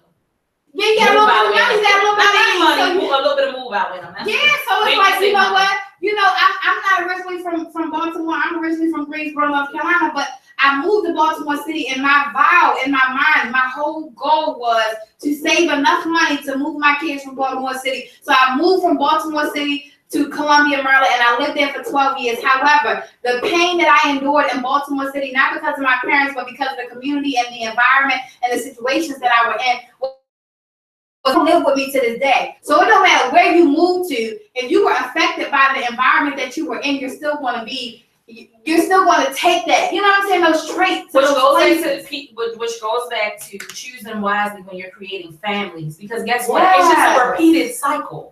Exactly. That cycle just keep on going. I can't say it's so weird. I grew up in like the most awesome environment. I'm talking about my not just my household, but I'm talking about my extended family, my family around me. I mean, Everybody was good. I've never seen anything negative. Let me not say that. The extended ones down the line, we saw little things, but guess what? I knew where I was going home to. You understand what I'm saying? We knew of some of the family members that got into the drinking and drugging in it, but it wasn't us. Well, I knew where I was going home at the end of the night. Exactly. So my thing is choose wisely. It wasn't until I was older and I met different people and I ventured out and I was finding myself that I realized, like, oh my goodness, girl, you got a hard knock life. You're like, hey, you understand what I'm saying? And I can only say this, like, and I don't even tell my parents that I appreciate them. I appreciate the structure. I appreciate their goals. I appreciate the fact that they thought twice when having it. You understand what I'm saying? Like having the know-how. They were childhood sweethearts. They went to college. They got married. They still got and they stuck it out. And they stuck it out. Everything PG and creepy, but they stuck it out. And I appreciate that so much because again, it's a repeated cycle. So that's what I wanted for my kids. Now, although my situation is different because everybody knows curveballs come in, but it's not about what's thrown your way. It's how hard you hit them fucking balls. Now, I done got curveballs and my kids, well, they're not hit it. You better just go over the fence. Yeah, I'm talking about you got hit it. You got hit it so hard that, like my situation, I could say my situation was so great. I knew who I was with. I knew that now this is deep, even in his absence. Now, I didn't know he was going to be absent. He could have left me. He could have died like he did. But in his absence, I knew I was good. How many people can say that when they go into a situation? You have to be that stern about who you choose. You should know in the back of your head, like, I know I'm good. What's the next comment? I'm just running down because that all kind of go together. Okay. So Paul Anthony said, I will say this, men need to step up because God made us the head and the woman is the weaker vessel. So we as men have to learn to take the responsibility to lead. Paul Anthony, make sure you make that a status on your share. Definitely. Listen, females follow the beat of the male. That's why I said women look for validation in the man. Because, you know, I always say this in every show because women, I don't care how many you might be, just listen. God created Adam and then he created Eve. He created Eve from Adam. He took Adam's rib and formed Eve. So there's no way in the world you could possibly think that in some way, shape, form, or fashion, you're not going to need your Adam. Right. You're going to need your Adam. Go ahead, baby. Okay. Tony Roberts said, let's keep it real. Women in Baltimore are not go-getters. Many are hustler chasers. You ladies may be different, but I'm speaking about the majority. Tony. But he also said, I do not choose according to their past. I will build any woman up. We love you too. I'm from the hood. Tony, hold up. Tony, she gotta take this last drink. Hey, Tony, I'm gonna be real straight up with you. And I everybody knows I keep it real. That's how I got into this whole industry. Tony, you are what you surround yourself around. So to say that women are not, they're not all that, they not, you have surrounded yourself around those type of women. Do you understand what I'm saying? Or either they just migrated towards or they migrated towards you, which means, again, it goes back to self-reflection. You reflect yourself and you understand why it is they have migrated to you. So if you feel like women are not like, I don't feel like that. And I've been in some good situations. I've been in some messed up situations, but not messed up situations to the point where felt when anybody was messed up, because I stopped myself and I knew they're not good for me or they're not of me. So they don't, if that makes sense, Tony, they're not of me, so they can't sit with me. What do you keep saying? I love that. Like, don't be hashtagging that to my Don't take her stuff. Don't take it. But the thing is, like, you are the company that you keep, and I tell everybody that, like, you are as strong as your weakest link, and you are the company you keep. So if you keep yourself some women who ain't like that, and you feel like the whole Baltimore, I'm a firm believer, like, there must be one side of Baltimore in your hood, because don't bring that stuff over here, because we good over here, Tony. Yes, and I mean, the thing, the reality is that anywhere you go, there's going to be some women who are, go-getters, some men who are go-getters, and some men, it's going to be, different situations in different places. But when you're in a place where the village and the city has been broken, you know, like places like Baltimore, you can only expect for so much. Right. And instead of talking bad, like, because girl, you know, I'm gonna talk bad about it. Instead of me doing that, I just acknowledge the fact that these people have been broken. You know, I said on the show on Tuesday, you know, and it's unfortunate, but everyone I've ever been in a relationship with came from a household where it was broken. It was broken. Their mom died, or their mom wasn't with them, or you know, their dad died, or something. It was just always a broken situation, and because of the broken situation, it caused them to be broken people and continue broke. It just was a repetitive cycle, like you said. It was a cycle, you know. But that's not going to discourage me, from being exactly. It doesn't discourage you, and this is where Tony comes into play. Tony, you can't be broken. You have to change the cycle.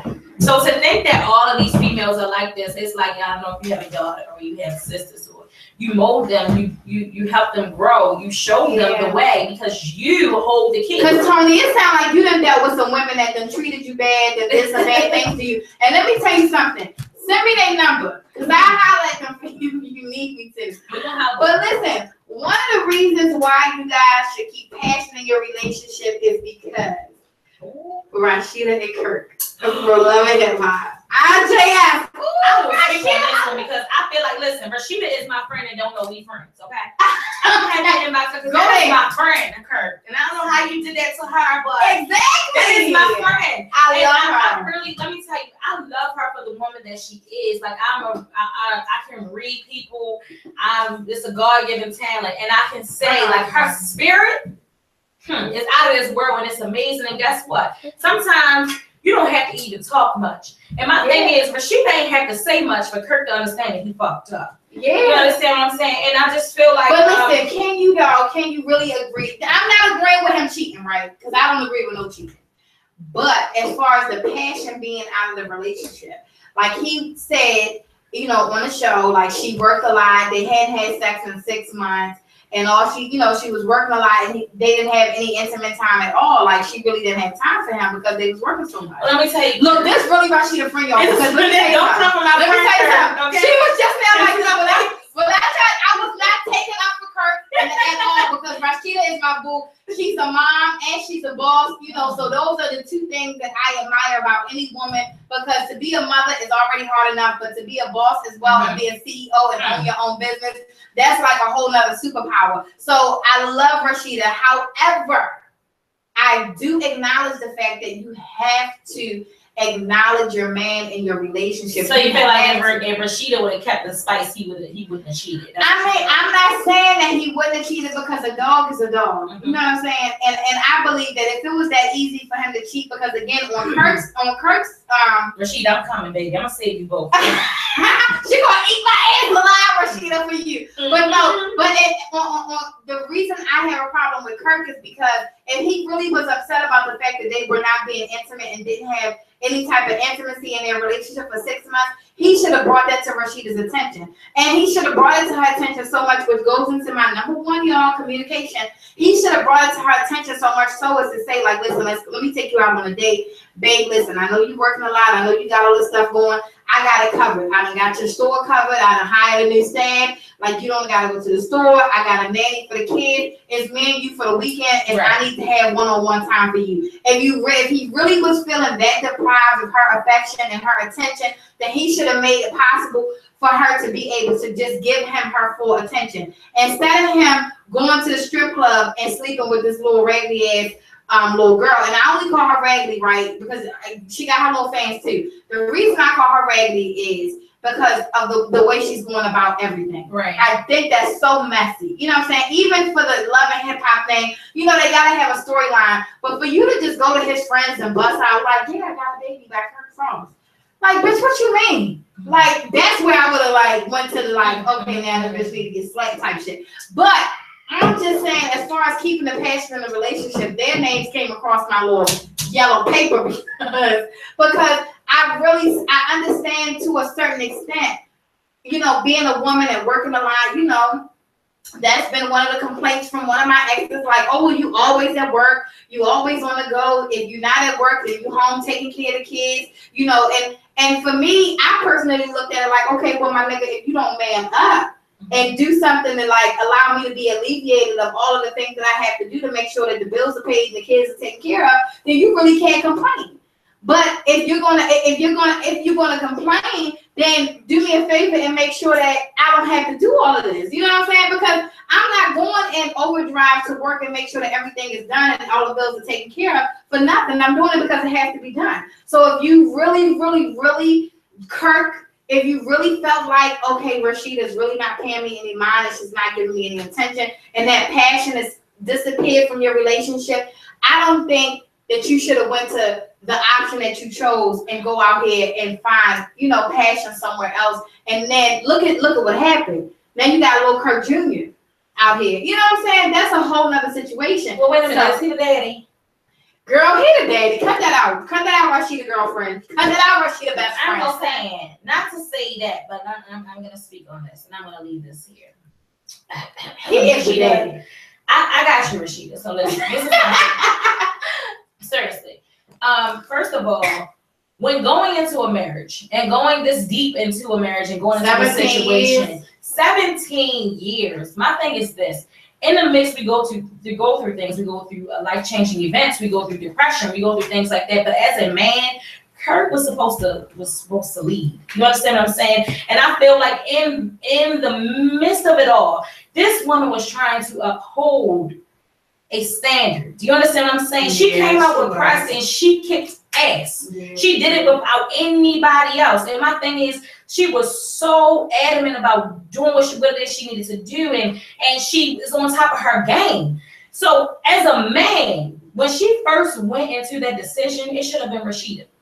I understand I'm not even gonna have you like I want you right now, but do what you gotta do, and we gonna figure this out, and I'm gonna have your back every step of the way. Instead, he was like a faggy about the situation. Do you understand what I'm saying? Oh, she wasn't pleasing me. She wasn't this. She wasn't that. Well, nigga, you wasn't pleasing yourself. And let me tell you why. If you was pleasing yourself, she wouldn't even have to open up press to do none of that. But because she has that boss mentality and that go-getter mentality, what was our friend that said our women are not go-getters? She was a go-getter. So she went and got, and you got scared. So, oh my God, I'm glad she said that, because that's like the catch-22. It's either guys are mad because a woman isn't a go-getter, or guys are mad because the woman is doing too much. I mean, don't get me wrong. It's all kind of females that, I mean, they throw themselves at you, and it's all kind of things that happen when you're in that lifestyle. I'm not a celebrity. I don't know how it works, but you know that you're on a reality hit show. It's not just a regular show. It's a reality show that has been a hit show for the last couple of years.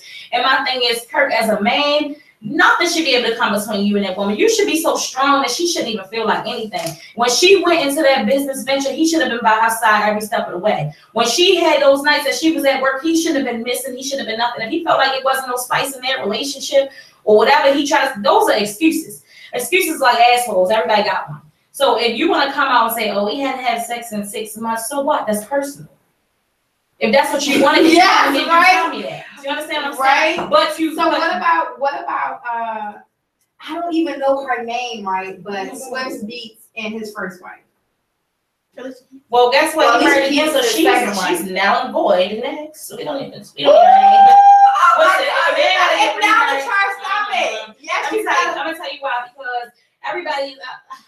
Don't get me wrong. I think she's a beautiful young lady, and I do understand that, you know, they have this bond. And I saw a little video with him, Alicia, and her in the car. I'm all for that. I'm all for family. I feel like it takes a village to raise a child. Hey, if I got a husband and he got listen, I'm all for it. You can have my kids. We can be family. We can do outings together. We can go on vacations together. However, you allowed this man to go to this woman. You allowed.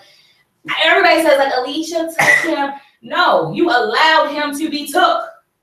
Do you understand what I'm saying? That's what I wanted to get to. That's why I'm asking you about supposed to do. You failed effortlessly. You failed. Like I don't. That's not my. Listen, Alicia. I mean, I ain't gonna do that. But Alicia, it was something that he saw in Alicia that he didn't see in his wife, and I just feel like, I mean, they make a dope couple. People have these rumors like they all sleep together. Guess what? And that goes to what they both allow. Because I'm not exactly. My husband ain't sleep with no ex-wife. What about Jada and Will Smith's relationship? You asking me that question? Oh my God, she's scaring me. She talking about I scare her. Shit, she scared me. Listen. Wait, before she asks, do we got any more questions? Yeah, what's any question? Just don't be scared. Because I can answer that. How do you keep your man happy in the bedroom? How do you keep him Is that happy? a personal question? Oh my God. Is that a personal question? Who's that from? Oh yeah. Sean Nicole. Sean Nicole. Okay, wait. Sean Nicole. She went deep. Hold on, Sean. We can come back to that. That's a whole Wait. lot. We can give you a list, girl. Like in the bedroom, like wait. Oh yeah, okay. So wait, let me get. This is how. Okay, so Sean Nicole. I don't know if you were tuned into the beginning of the show, but I talked about how one of the ways you keep things sexy is lingerie. You put on the lingerie. If you choose to, you can do a little bit of makeup because it's nighttime, so you do a little bit of makeup. I like to role play. And listen, I go the whole 10-yard job. So listen, this is my birthday is coming up. My birthday is September the 6th, and I'm having a masquerade ball. My daughter's is September the 5th. Really? Oh. Y'all like Beyonce's twins. Like, no, I'm Beyonka. I'm Beyonce. So this is one of my favorite things. Hold on, wait. I can't even. Hold on. I'm gonna let my producer put it on real quick. Hold on. Don't look at my booty, y'all, when I walk away. Okay, so back to who was I talking about? We can come back to her. Yeah. I was talking about Jada and Will. Oh, Jada and Will. Listen. Nice. Every woman has one. I'm gonna go real deep with this. Every woman has one man that they love. There would be no Will if Pac was alive, and I'm gonna just leave it there. Ooh!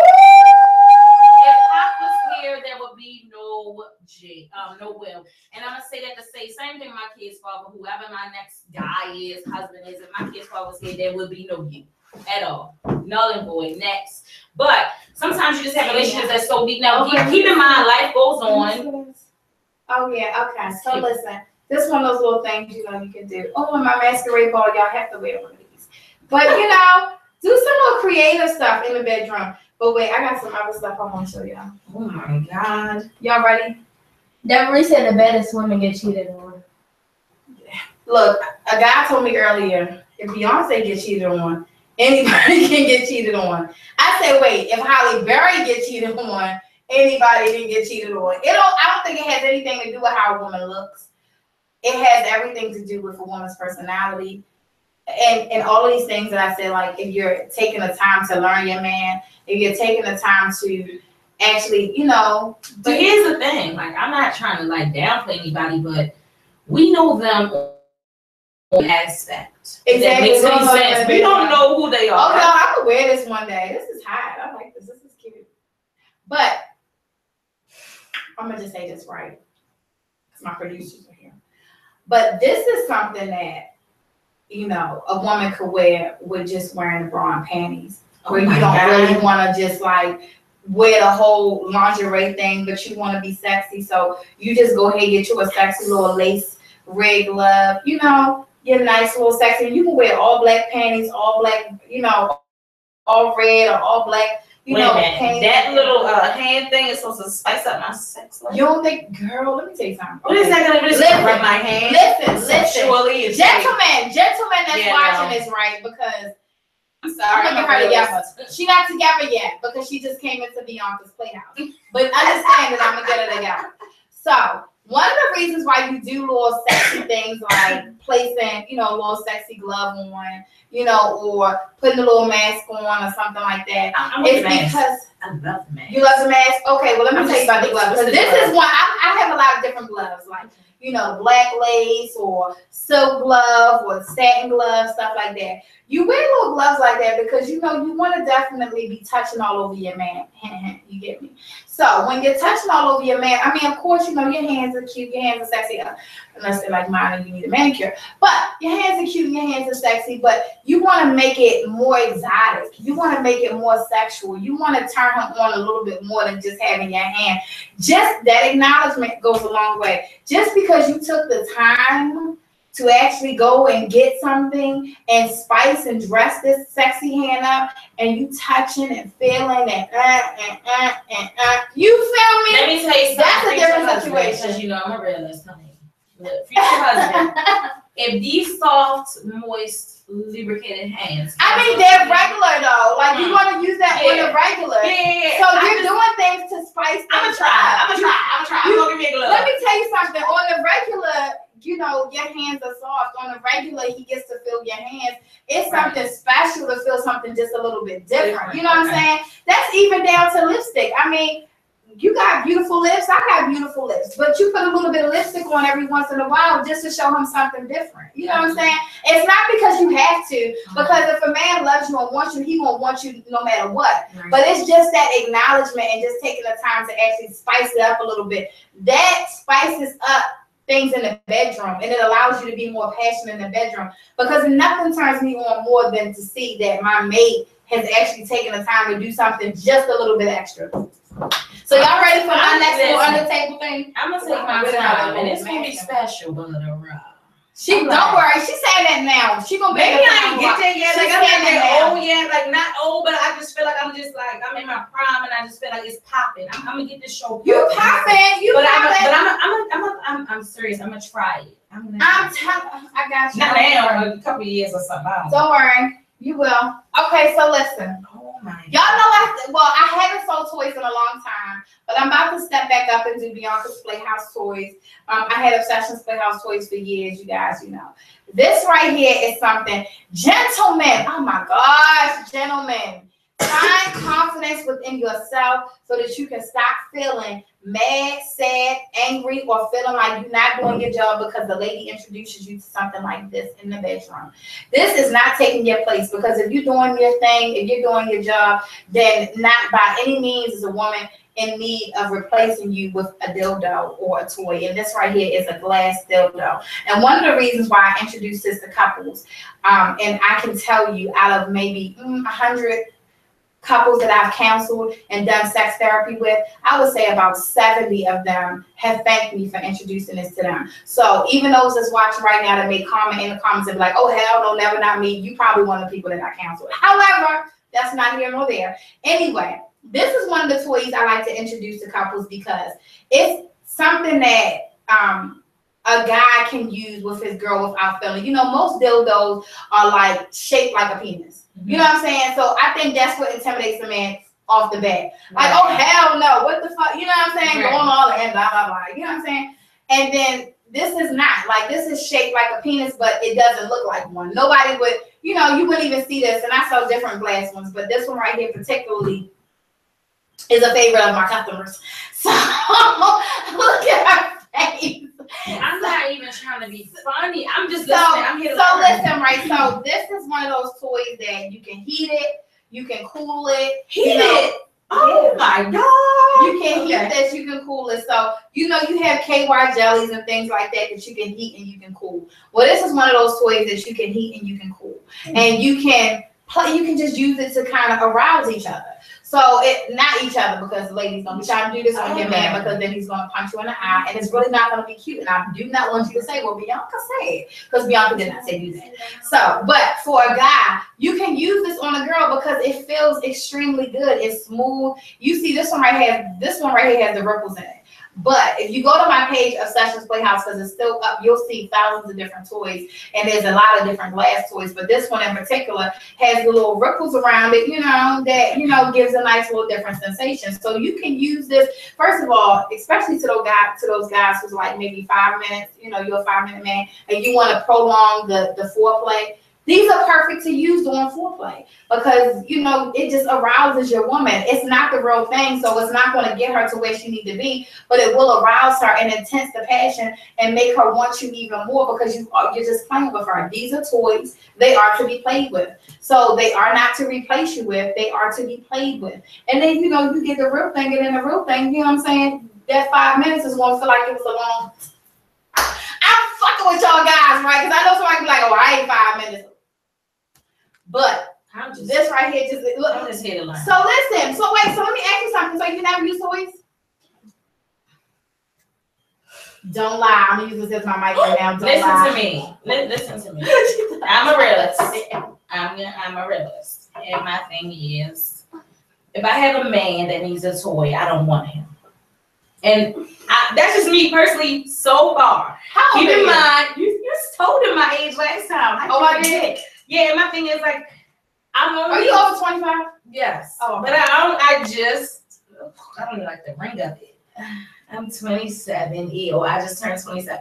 But my thing is like, I just like, for me, don't get me wrong, like I am a pleaser. I am very a sexual person. Like I've been told this in various ways. Like, oh my gosh, I've had people be crazy. I'm a pleaser.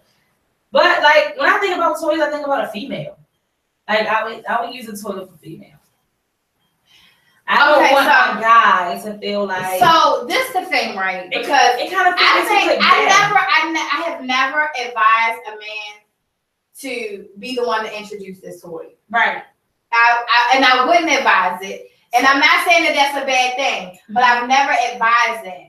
What my main thing is for guys, I advise women to, definitely. I always have. I do toy parties and all that, and I advise women to, because this is a toy that should not be that intimidating to a man. You know what I'm saying? But for one, if you've never used a toy with a guy, then this shouldn't be the first toy that you decide to use with a guy. That's first.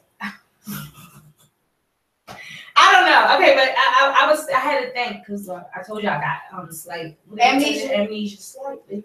But the thing is, I don't right now in my life, and even then, I can't see myself like I feel like if I put that out and I like showed a guy, I would feel like he would be insulted. He is. Most guys are insulted. That's why you have Beyonka, and that's why I'm having this in Beyonka's Playhouse because I need for guys to not be so insulted. Like the foreplay and the whole act of sex is not just about him penetrating you. Like that's not the whole thing. And if that is your only thing when you guys are having sex, you having some boring ass sex. But that's the thing, and I'm not saying that that's it because like weirdly, like I'm this might sound Christian, like I'm not even as much as I am into other things, I'm not into penetration as much. Okay, so Living Life Kill said you simply just gotta do. Hold the fuck up! What? Living Life Kill. Wait a minute. He's a murderer. Living Life Kill said you simply just gotta do new things. You can't do the same thing over and over. Oh, I kill. Oh, sorry. Tell him don't kill nobody. Oh, what did he say? I missed it. Hold on, no, we got it. I got it. You gotta spice things up. You can't do this. I'm glad you said that, and I'm glad that comment came from a guy because that's the whole point that a lot of people miss. And I guess that's why I really, really love my job of going and helping couples and doing that sex therapy because a lot of couples, a lot of men and women will venture out to other people because their mate is so closed-minded, you know, and their mate is so like, oh no, I don't want to do that. If your mate is into doing different things, then you should at least open your mind up to do different things because that will guarantee you that. But I also feel like it's down to the discretion of the person, and also like just like it's a lot of people that believe, it's a lot of people that's gay.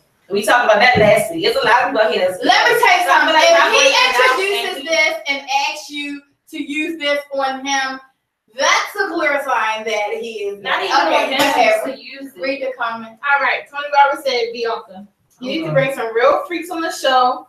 I can demonstrate live how to make women squirt. Wait. Tony. I'm thinking I don't know what you're trying to do. This is going to get us put off the show. But Tony, we'll get, what do you call it? They were trying to say, like, no, not you. He's not really talking about you. I think he's just talking about, like, he wants freaks on the show so he can teach people how to do certain things. Yeah, Tony, probably not. The thing is, like, I don't think we can do that on the show. And then on top of that, it's like we can do that at private parties. Maybe say LOL. You can turn this into a freaking freak fest. But the thing is, Tony, look, it's funny how she was saying Tony names. Don't get it twisted. Because my thing is, like, it's an art to everything. Like, you don't have to teach anybody how to squirt because a female can teach you. Like, a female can make herself squirt.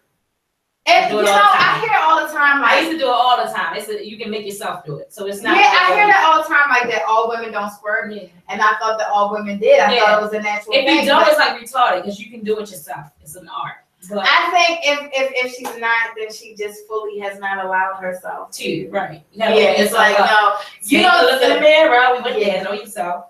Yeah. So, which goes back to the Jada and Will Smith, even though she done shut that down, right? Listen. They got that open relationship thing because of situations, I believe, like the one I'm just talking about. Like they had to be open to being with other people so that they could fully be pleased. Okay, what's the next comment? Rewind just a little bit. I feel like Jada and Will have been sucked into the life of superstars. And I feel like a lot of superstars have open relationships because of how willing people are. Because you have to think about it. When you want a relationship, what's the one thing that stops you? He doesn't do enough for me, or he doesn't have enough money, or he doesn't please me. In these superstar reality situations and these marriages, they have everything. Why do they get married so quickly? Why? Because both of them have everything. It's like, what can you give her that she just can't give herself? That's why they get married. That's why they divorce so quick. That's why they do so many things. But when you are a superstar, I believe you have to stay humble. You got to bring yourself down and back to the normal lifestyle because you're now on a different level of living, if that makes sense. Like if I were to, I always tell people, I want fortune, but I don't want fame. And I don't want that because I want to be normal. I want to live a normal lifestyle. I don't want to have to subject myself into accepting things that aren't of me. Okay. And so you don't think that is of them? You don't think that's them? It could be, but my thing is, I feel like in the beginning, that's not the Jada that she was raised to be. Do you understand me? Especially knowing her mother. I get Back in the day, when I was little, you understand. understand, her mother, my grandma, all of them were very close. And not even that, I'm not saying I know her personally, but now I'm saying people change due to circumstance. When you're put into fame and fortune and things like that, like you change who you are. So now you've opened yourself like, oh, I'm open to open marriage. If Pop was here, she wouldn't be with none of that. You know why? Because he's not having. She ain't gonna let that go, y'all. She ain't gonna let that go. And I'm not gonna let it go because again, people are put into certain circumstances. And if he weren't here, I feel like they would be together. Even though they weren't when they were together, they would have found themselves back together because that's true love. You understand what I'm saying? I get it. And I just feel like with Will, he let Hollywood hit his head. And because he's the leader and what do females do? They submit themselves and they follow the leader. She said, okay, we're going to do that. But the thing is, you never know because deep down inside, Will could have been gay the whole time. Damn. So he could be into having this swinger party. You know, like that thing. One thing about me, and I'm going to leave this here because I see y'all got comments. One thing about me, you can't make me do anything. Right? You can't. I think everybody you can't piss on me and tell me it's rain. You can't make me, oh, look, I want you to this, I want you to do this. You can't even talk me into nothing. I know that, baby. All right, so there's two things. Tony Roberts went back to all women can squirt, and he said many don't. And then Tony, choose wisely. Choose wisely. Ryan Johnson said, what do I do when I ask a woman about using toys and she think I must want somebody else if she ain't enough? Wow, that's funny because that's like a whole reverse. I was going to say shout out to you because I don't know no man asking for no toys. So that must mean you're comfortable with yourself and you must be a pleaser. So shout out to you. You need to come on the show. Like, I'm not trying to like offend you, but I'm saying like no, Ryan, that was a joke. That was a joke, Ryan. No, but Ryan, definitely shout out to you because like she said, that definitely means that you are okay with yourself. Yeah. And if you're trying to introduce toys, and she's not really with it, you leave her. Let's go back to communication before you leave her. Let's go back to communication and actually communicate. Communicating is the hardest part of a relationship when it could be the easiest part of a relationship. Because if you're really okay with yourself, as we all see, Kiara is okay with herself. Okay. So I don't think any man could ever come to her and feel like scared to say something. I mean, they may be afraid of her reaction because they know that it's going to be the real reaction. She ain't got it all. However, or she ain't got it all. But, they know there's going to be a real reaction. But I really, really advise you to communicate to her why it is you're introducing something new. It's not, and this is, again, to both men and women. When toys are introduced, it is not because that other person you know, it's not pleasing you. The last toy I brought up here so that I could, you know, introduce to you guys is this bullet, right? And I'm gonna just introduce this last because this is a toy that you guys can introduce in the bedroom, and this is something that you should not be intimidated by. You know, I know you guys saw who's that? Kevin Hart. Kevin Hart had the show. No, not Kevin Hart. It was Cat Williams. He did a comedy show, and he was like, "Why?" And I think it was 2012. The last comedy show he did, you gotta watch it. It's funny shit. He said, "Why these women now all buying these bullets? And the bullets, you know, they put it on their clit and they come in like 2.5 seconds, right?" And shit is true. So these toys right here, like, these are those, you know, let me get myself together moment type toys, you know, for women. You know, because especially for single women. If you're single, oh my gosh, real talk. Yeah, I feel like if you're single and you don't have a man and you don't want to just go out here and just sleep with anybody, right, get yourself a bullet. However, even in relationships, this is one of those toys that is good to use because, gosh, I cannot say what I really want to say, y'all.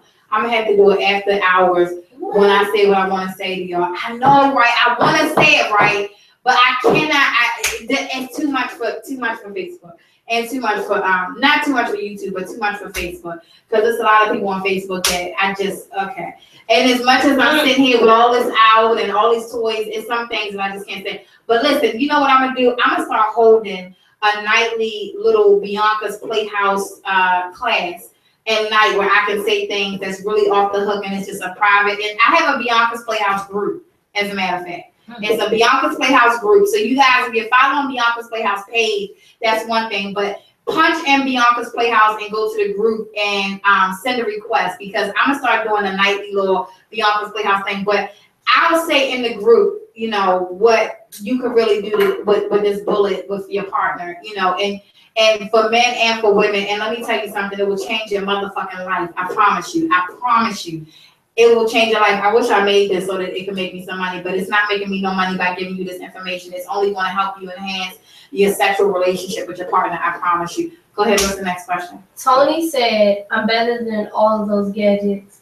He also said, "Best head in America." Wow. Nice, Tony. He said, "That's why I'm a legend." You a legend, Tony? Sir. If it wasn't for Tony. Ask me, you ever heard that song? Oh my gosh. Tony, oh really? What? Like, y'all need to stop listening to Beyonce and get entertained, honey. Solange is it. That's old. Yeah. She made a song. Oh my God, I like to listen to that. Tony, let me tell you something. Tony. Hand is good, right? It's good. But I'm gonna just say it's still just like she just said earlier about the whole hand thing. You know, like, oh, the hand look good, or my hand is soft, and this, that, and the third. Your hand is your hand, like you used it so many times. Like, so it's always good to add some spice to that sexual relationship, that sex life, like in the bedroom. It's always good to add something. So your head might be the best in the United States of America. You might be able to truly please a woman via oral. You know what I'm saying? Sir, it's always one person that's better than you. I'm sorry to break it to you. You might think that, or she might have gassed you into believing that. But I'm a realist, and there's somebody that's better than you. It is. Seriously, Tony. I don't even know what to say. You know, you don't want her to find him, so you better please her. So lastly, before we go, we're going to talk about this last couple, y'all. And I know somebody wait. Oh my God. What? I love you, Bill Cosby. But Bill Cosby is criminal. So this is why I'm bringing them up, right, real quick, right? Love you, Bill Cosby, right? However, look, she's scared. So listen, right? You really don't hear too much about Bill Cosby and Camille's relationship. However, they have been married for eternity. Right? They've been married forever, right? They've been married for a long time. Mm-hmm. And not that any of us know the truth, whether or not Bill Cosby really did what all of these women are saying that he did or he did. They all said he did. Are we speaking on it? we can speak on it, but I'm just saying, like, we don't really know whether he did it or he did not do it. I told you guys before, I watched the whole ID channel thing, and it kind of changed my whole perspective of me being on the innocent, like, oh no, he did not do it. What is wrong with people? He didn't do it. He didn't do it. You know, but I've been going back and forth. You know what I'm saying? Because as a woman, you see another woman tell a story and you start to be sympathetic to that woman's story. And because we know as women, we've been through some things, you know what I'm saying? You become to be a little bit sympathetic to women's stories. So I've been kind of sucked in on both sides of, you know, I don't believe he did it too. I believe he did it type of situation, right? Well, y'all know Bill used to be in Baltimore. Oh, I'm just he did it. It's like, no, but okay. But so exactly. Yeah, that's real. That's real. I didn't know. I didn't know. How we started off here in little like hole in the wall places doing stand-up comedy. Yeah. So I mean, from the broken bottle. So that kind of says a lot. But one of the reasons I'm ending this conversation as far as how to keep the spice in your relationship with the Bill Cosby story is because I always think in my mind, you know, since it first started, like, well, wow, what if it is true, right? There's so many things that go on. What is true? What if it's true that he actually cheated on Camille with all of these different women and he actually drugged them? I didn't say I'm going to continue to say what if. What if he drugged them, but he cheated on his wife? Okay. That part. Okay, well, we know he cheated on his wife, you know. But let's just say, what if he actually went so far as to drug these women and cheat on his wife? Well, that would speak a lot on how, you know, that marriage is. Because damn, like, so back to, you know, you stayed married for what reason? Then you stayed married to this woman for all these years, and then you cheated on her. Okay, that's what some men do. Men cheat. But you went so far as to drug women to cheat on her? Like, no. That's a bit much. And that's why I don't want to agree to that. I don't think he did that. And I'm going to just give you a quick version of what I believe. And I believe that, you know, Bill and her had that relationship, and I believe she stayed by her man no matter what. And I believed it up until it became too much for her. And again, it's all of what you can handle. She was there every step of the way until it came time for court. And some of the court appearances, she was not there. But as a woman who is like flashed all over the TV, is going through this like this, it's like, again, I want fortune, but I don't want fame. So when you have fame in your face and you have all these people coming to you and telling you, oh, this is what your husband is going to do, you can't handle that. Sometimes you just need a break from reality. So it appears that, oh my God, their marriage might be on the rocks. But, however, I do believe as in their situation, as a male, he did male things, which was cheating. And I don't condone cheating, and especially when you're married, but I believe that he cheated on her. I believe that he slept with women. I believe that he did all these things, but I believe he did it with consent. Okay, I get that. So do you believe that, so real quick, cut you off, do you believe that he cheated because of the opportunity, or do you believe that he cheated because the passion actually left the relationship? Because he was the one that was working and always traveling and doing all the stuff. You know, she was the one that was at home and taking care of the kids. So, you know, their situation came up in my mind because I'm like, well, why did Camille deserve that? You know what I'm saying? It's sad, but it's life. It is. Again, it's a part of growing, and he had options, and he chose to do what he wanted to do, just like any other man. But again, it's what you choose to do. Now, this woman could have been A+++, and she didn't deserve any of that. I'm not saying any woman does, but as a man, you're only human. Do you understand what I'm saying? Like Halle Berry and who was Halle Berry? Who was Halle Berry with? The guy. Oh, you right. I can't keep up. Eric Benet. Gay. Sorry, Eric. You got Listen, we think, it's not we, she thinks. Oh, I know. My gator went off. Your gator went off? But he cheated on her. So, oh my gosh, right? This is what I was thinking. Oh, yeah, because you was telling me, okay, yeah. This is what I was thinking, right? Why Halle Berry got cheated on, right? He cheated with all these different women, right? All these, and even the prostitutes. He's already gay. Because he was really trying to figure out why he was not just attracted to her, like why he could, you know, this is what I think some gay men go through. Real quick before we end the show, y'all. I think some gay men try to not be gay by sleeping with a whole lot of women, different women of different colors, different sizes. Because we all know Halle Berry. You know, like she's beautiful and she's mega rich, and you cheated on her. say it's like life throws you curveballs, and it's how hard you hit them. Like Bill Cosby could have cheated on that lady one time, cheated on her again. But my thing is this: like we're only human. Everybody's only human. Nobody deserves anything.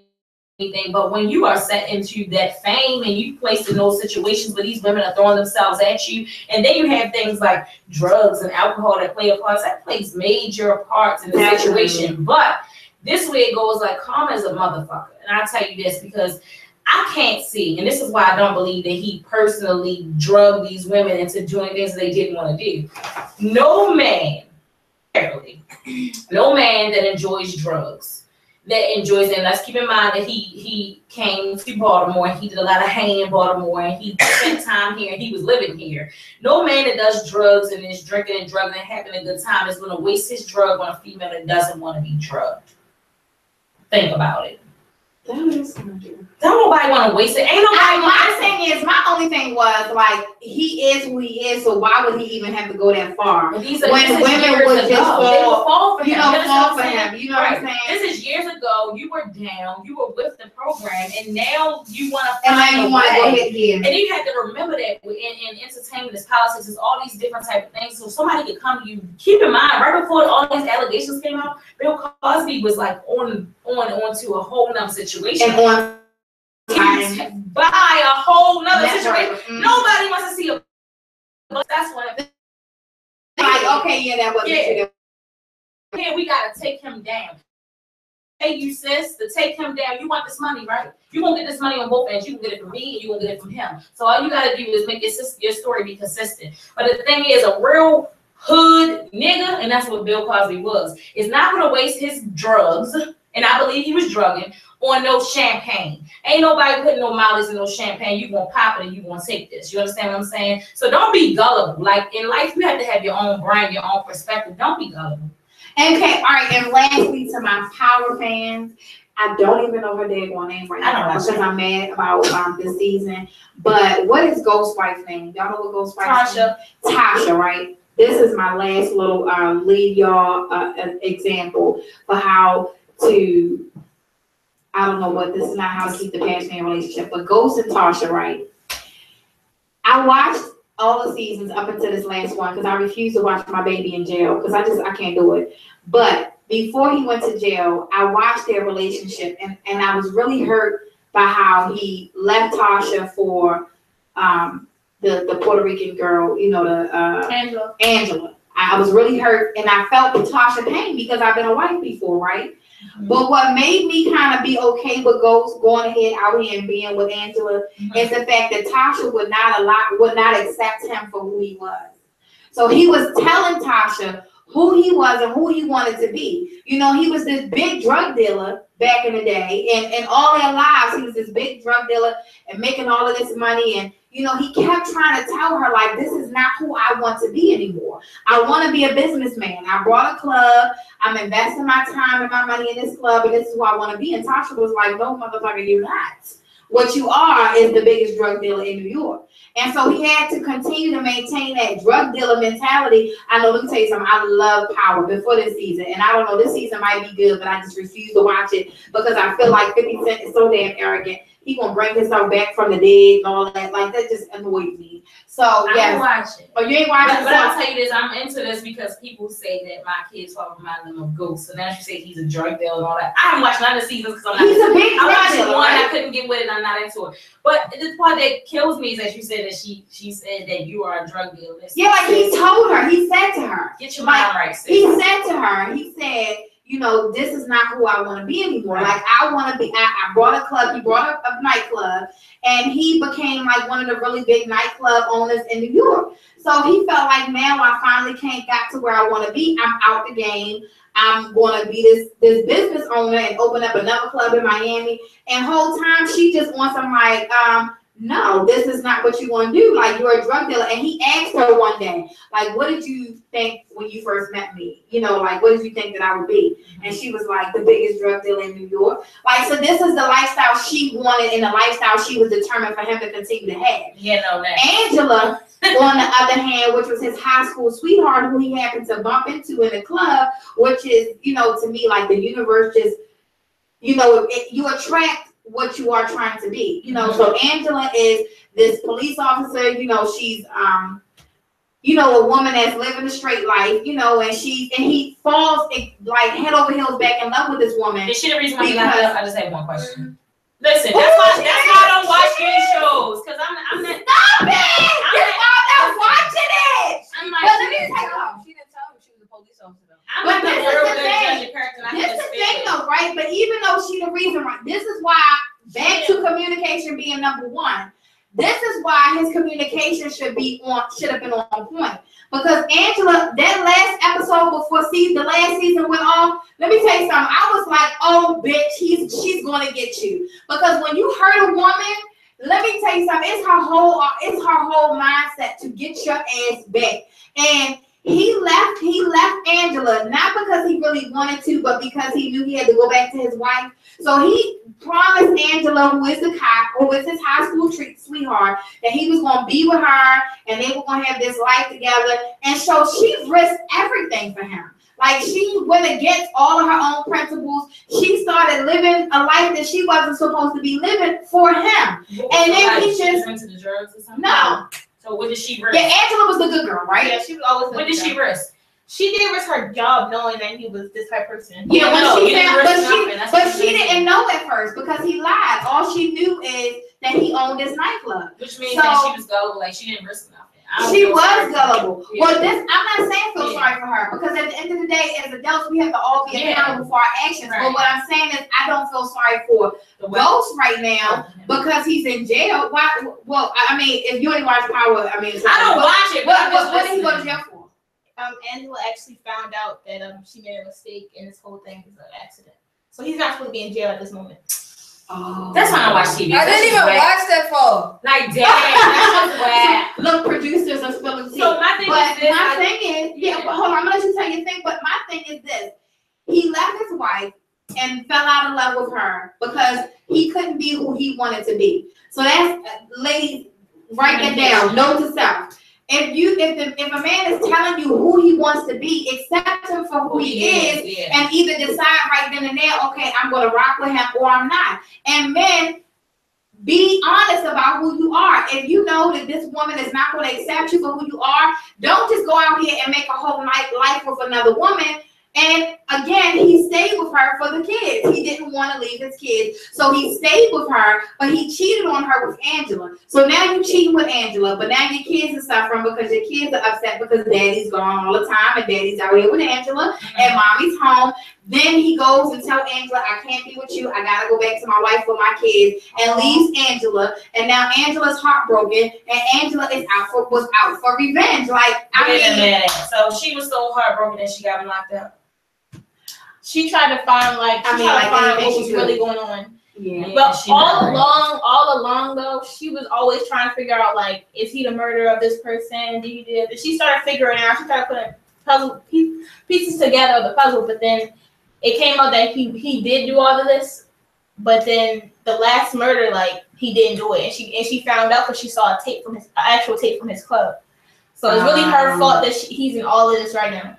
Okay. Well, that's just my whole thing was just on to the people, especially to the ladies, is that communication. Because all of this, it wouldn't even be all of this if he had simply really, communicated. Even though he told his wife, like, listen, this is who I want to be. Like, when she said, no, you're going to be a drug dealer, he should have been like, no. You're not for me. Then we need to go our separate ways instead of trying to hold on to a relationship that he should have let go of. And Angela as well. Like, when Angela found out that he was married, she had the option then to say, okay, I'm going to walk away, or I'm going to stay here and be here. And if you decide to stay in a relationship with a married man,